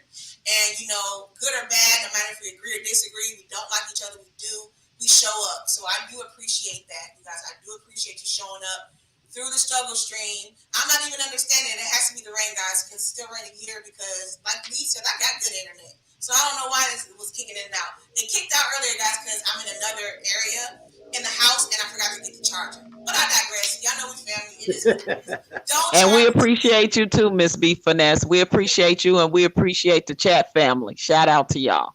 Shout out. Charge it to the game. And with that being said, well, guys, do you guys believe we've been talking for 2 hours and 40 minutes? I feel like I've been talking for like 30 minutes. I can talk all day, guys. That's an educator. But with that being said, this is Mrs. B Finesse. Thank you, my Finesse family. I appreciate you guys so much for showing up, showing out. You are lively in the chat. I'm just not here talking to air. I got my chat going in, cracking jokes, talking, encouraging each other. I thank you guys. I appreciate you guys. You guys have a great weekend, all right? See you guys. You too. All right. Bye. Thank you, Gail. Bye, guys.